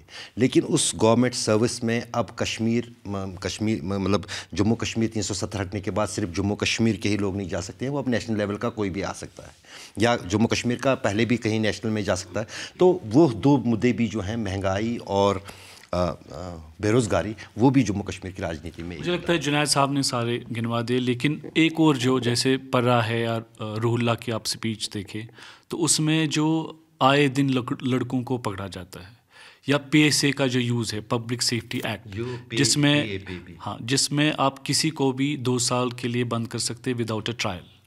तो उन कानूनों को लेकर भी वो लोगों के पास कश्मीर वैली में तो जैसे इन्होंने कहा कि स्टेटहुड, अर्ली इलेक्शंस और कश्मीरी आइडेंटिटी पे भी पॉलिटिक्स हो रही है। अगर आप महबूबा की स्पीचेस, उमर अब्दुल्ला की स्पीच, वो हमेशा ये कहते हैं कि 2019 में एक असॉल्ट हुआ किस पे, कश्मीरी आइडेंटिटी पे। इन दोनों को तो अपनी पॉलिटिक्स बचाने की भी इनकी लड़ाई है। और ये एक हकीकत भी है जो अभी आशिक साहब की तरफ से मुझे ध्यान में आया, इस वक्त भी जब सब कुछ लग रहा है कि स्मूथ है कश्मीर में, हज़ारों या सैकड़ों हम कह सकते हैं लोग अभी भी जेलों में हैं, जिनको अब मतलब जो 2019 के बाद अलग अलग रेड्स में अलग अलग शकों पर, और उसके बाद जो ओवरग्राउंड वर्कर्स जिनको नाम दिया जा रहा है, कोई भी किसी की मुखालफत, ये टेररिज्म के साथ एसोसिएट था या किसी मिलिटेंट ऑर्गेनाइजेशन के साथ इसका कोई लेना देना था, उनको बिना उठे जो armed forces special power act, जिसको हटाने की बात बीजेपी ने की है कि बहुत जल्द हटाया जाएगा, उसमें कई सारे लोग जो हैं या तो केसेस हैं। और सबसे बड़ी दिक्कत जो कश्मीर के युवाओं को इस वक्त आ रही है वो ये कि क्लियरिफिकेशन, कैरेक्टर क्लियरिफिकेशन, किसी भी चीज के लिए जो है पुलिस कैरेक्टर वेरिफिकेशन जो है। जम्मू में 2 और बड़े मुद्दे हैं जिनको लेकर जम्मू में आक्रोश है। नंबर 1 है माइनिंग का मुद्दा कि माइनिंग के सारे ठेके जो हैं वो जम्मू के बाहर के लोगों को दिए गए हैं। दूसरा है शराब का कारोबार। शराब का कारोबार पहले जम्मू संभाग के लोगों के पास था, अब ये कारोबार भी जो है बाहर के लोगों के पास। हाशमी साहब, मैंने आपको सुना, लेकिन मेरी सीमित समझ ये कहती है कि ये शराब का कारोबार किसको दिया, ये जनता के मुद्दे नहीं होते हैं, ये जो पावरफुल लॉबी होती हैं वो इसको मुद्दा बनाने की कोशिश करती हैं कि एक आम आदमी को कोई फ़र्क नहीं पड़ता है कि शराब का ठेका जम्मू वाले के पास है, कश्मीर वाले के पास है, या पकड़ के पंजाब से आ रहा है, जो मेरी सीमित समझ है। मतलब ये वो इन्फ्लुएंशियल लॉबी के लिए मुद्दे होते हैं। जैसे भर्ती का मुद्दा है, ये आम जनता से जुड़ा मुद्दा है, या कश्मीर वैली में उनको लग रहा है कि हमें पुलिस सर्टिफिकेट लेना पड़ रहा है, बंद है नहीं बंद है, स्टोन पेल्टिंग, वो समझ में आता है ये। पर ठीक है, आपने ये सारी बातें जोड़ी। रात का 1 बज गया है, 28 अप्रैल शुरू हो गया है। बढ़िया, हमको बड़ा मज़ा आ रहा है ऐसे हर स्टेट में जाके मास्टर क्लास करने में। आप तीनों विद्वानों ने इतना समय दिया, बहुत बहुत शुक्रिया। हमारे मेज़बान यहाँ पे हैं मुस्तफ़ा कादरी साहब, उन्होंने हमें उन्होंने घर दिया है, कहवा दिया, आप लोगों को केक भी दिया। आप लोग कश्मीर में बहुत बेकरी प्रोडक्ट खाते हो ना? बिल्कुल हैं। मैं जब भी अपने किसी भी दोस्त के यहाँ जाता हूँ तो एकदम बेकरी प्रोडक्ट्स की भरमार लगा दी जाती है। नहीं, वो कल्चर का इन्फ्लुएंस है, क्योंकि जिस माइक बोलिए माइक। जम्मू कश्मीर में जो जिसको कश्मीरियत भी कहा जाता है, और कल्चरल इन्फ्लुएंस है, क्योंकि नहीं, कश्मीरियत तो कहवा हुआ, केक कहाँ से हो गया कश्मीरियत? मुझे लगता है रेसिडेंसी जो यहाँ पे रही अंग्रेज़ों की, उन्होंने लोकली हायर किया था बेकर्स को, स्लोली वो एक्सपैंड होता गया। अगर आप देखिए ये इंग्लिश और यूरोपियन बेकरी, क्योंकि यहाँ पे मिशनरीज भी बहुत आए। अच्छा, तो ये अंग्रेज़ों के ज़माने से चला रहा है। 60s और 1870s में जो यहाँ पे मिशनरी आए, जो डॉक्टर्स थे, उन्होंने अपने साथ कुक और शेफ़ भी लाए, कुक, बेकर्स और शेफ़ और इवन टेलर्स। तो उनको फिर ट्रेन किया गया लोकली, तो वो बेकरी आपको अभी भी दिखती है। और दूसरी चीज़ उसमें है, मैं आशिक साहब के साथ ऐड करना चाहूँगा, जो यहाँ पर जब इस्लाम आया कश्मीर में सेंट्रल एशिया से, और जो वहाँ से प्रीचर्स आए इस्लाम को लेकर कश्मीर में, उन्होंने अपने साथ कारीगर लाए, अपने साथ बेकर्स लाए, अपने साथ कुक लाए, और उस फूड का जो जैसे वाजवान है, सेंट्रल एशिया मतलब अफ़गानिस्तान में इस तरह चलता है, ईरान में चलता है, इस तरह से मतलब डिशेस बनना, नॉन वेज के डिशेस बनना और फिर दस्तरखान का इस्तेमाल होना। जिस तरह से कश्मीर में आप आम तौर से देखेंगे वो दावत का तरीका, एक साथ मिलकर खाना, वो इन्फ्लुएंस कश्मीर के कल्चर में वो सेंट्रल एशिया का रहा है। और वही 500, 600, 700 पहले, और यहाँ की जो कारीगरी है अगर आप देखेंगे वो भी सेंट्रल एशिया से बड़ी जो भी चीज़ें हैं तो उससे इन्फ्लुएंस हुई है। तो वो कहीं ना कहीं सोसाइटी का जो एक हिस्सा बन गया है और कल्चर का। I'm so happy after such a long political discussion, finally we ended this conversation on food because that's the most important part of our life. आप देखते रहिए ललन टॉप। हम इसी तरह से गांव, ज़िला, सूबा भटकते भटकते आपकी राजनीतिक जानकारी को दुरुस्त करने की कोशिश करते रहेंगे। बहुत बहुत शुक्रिया।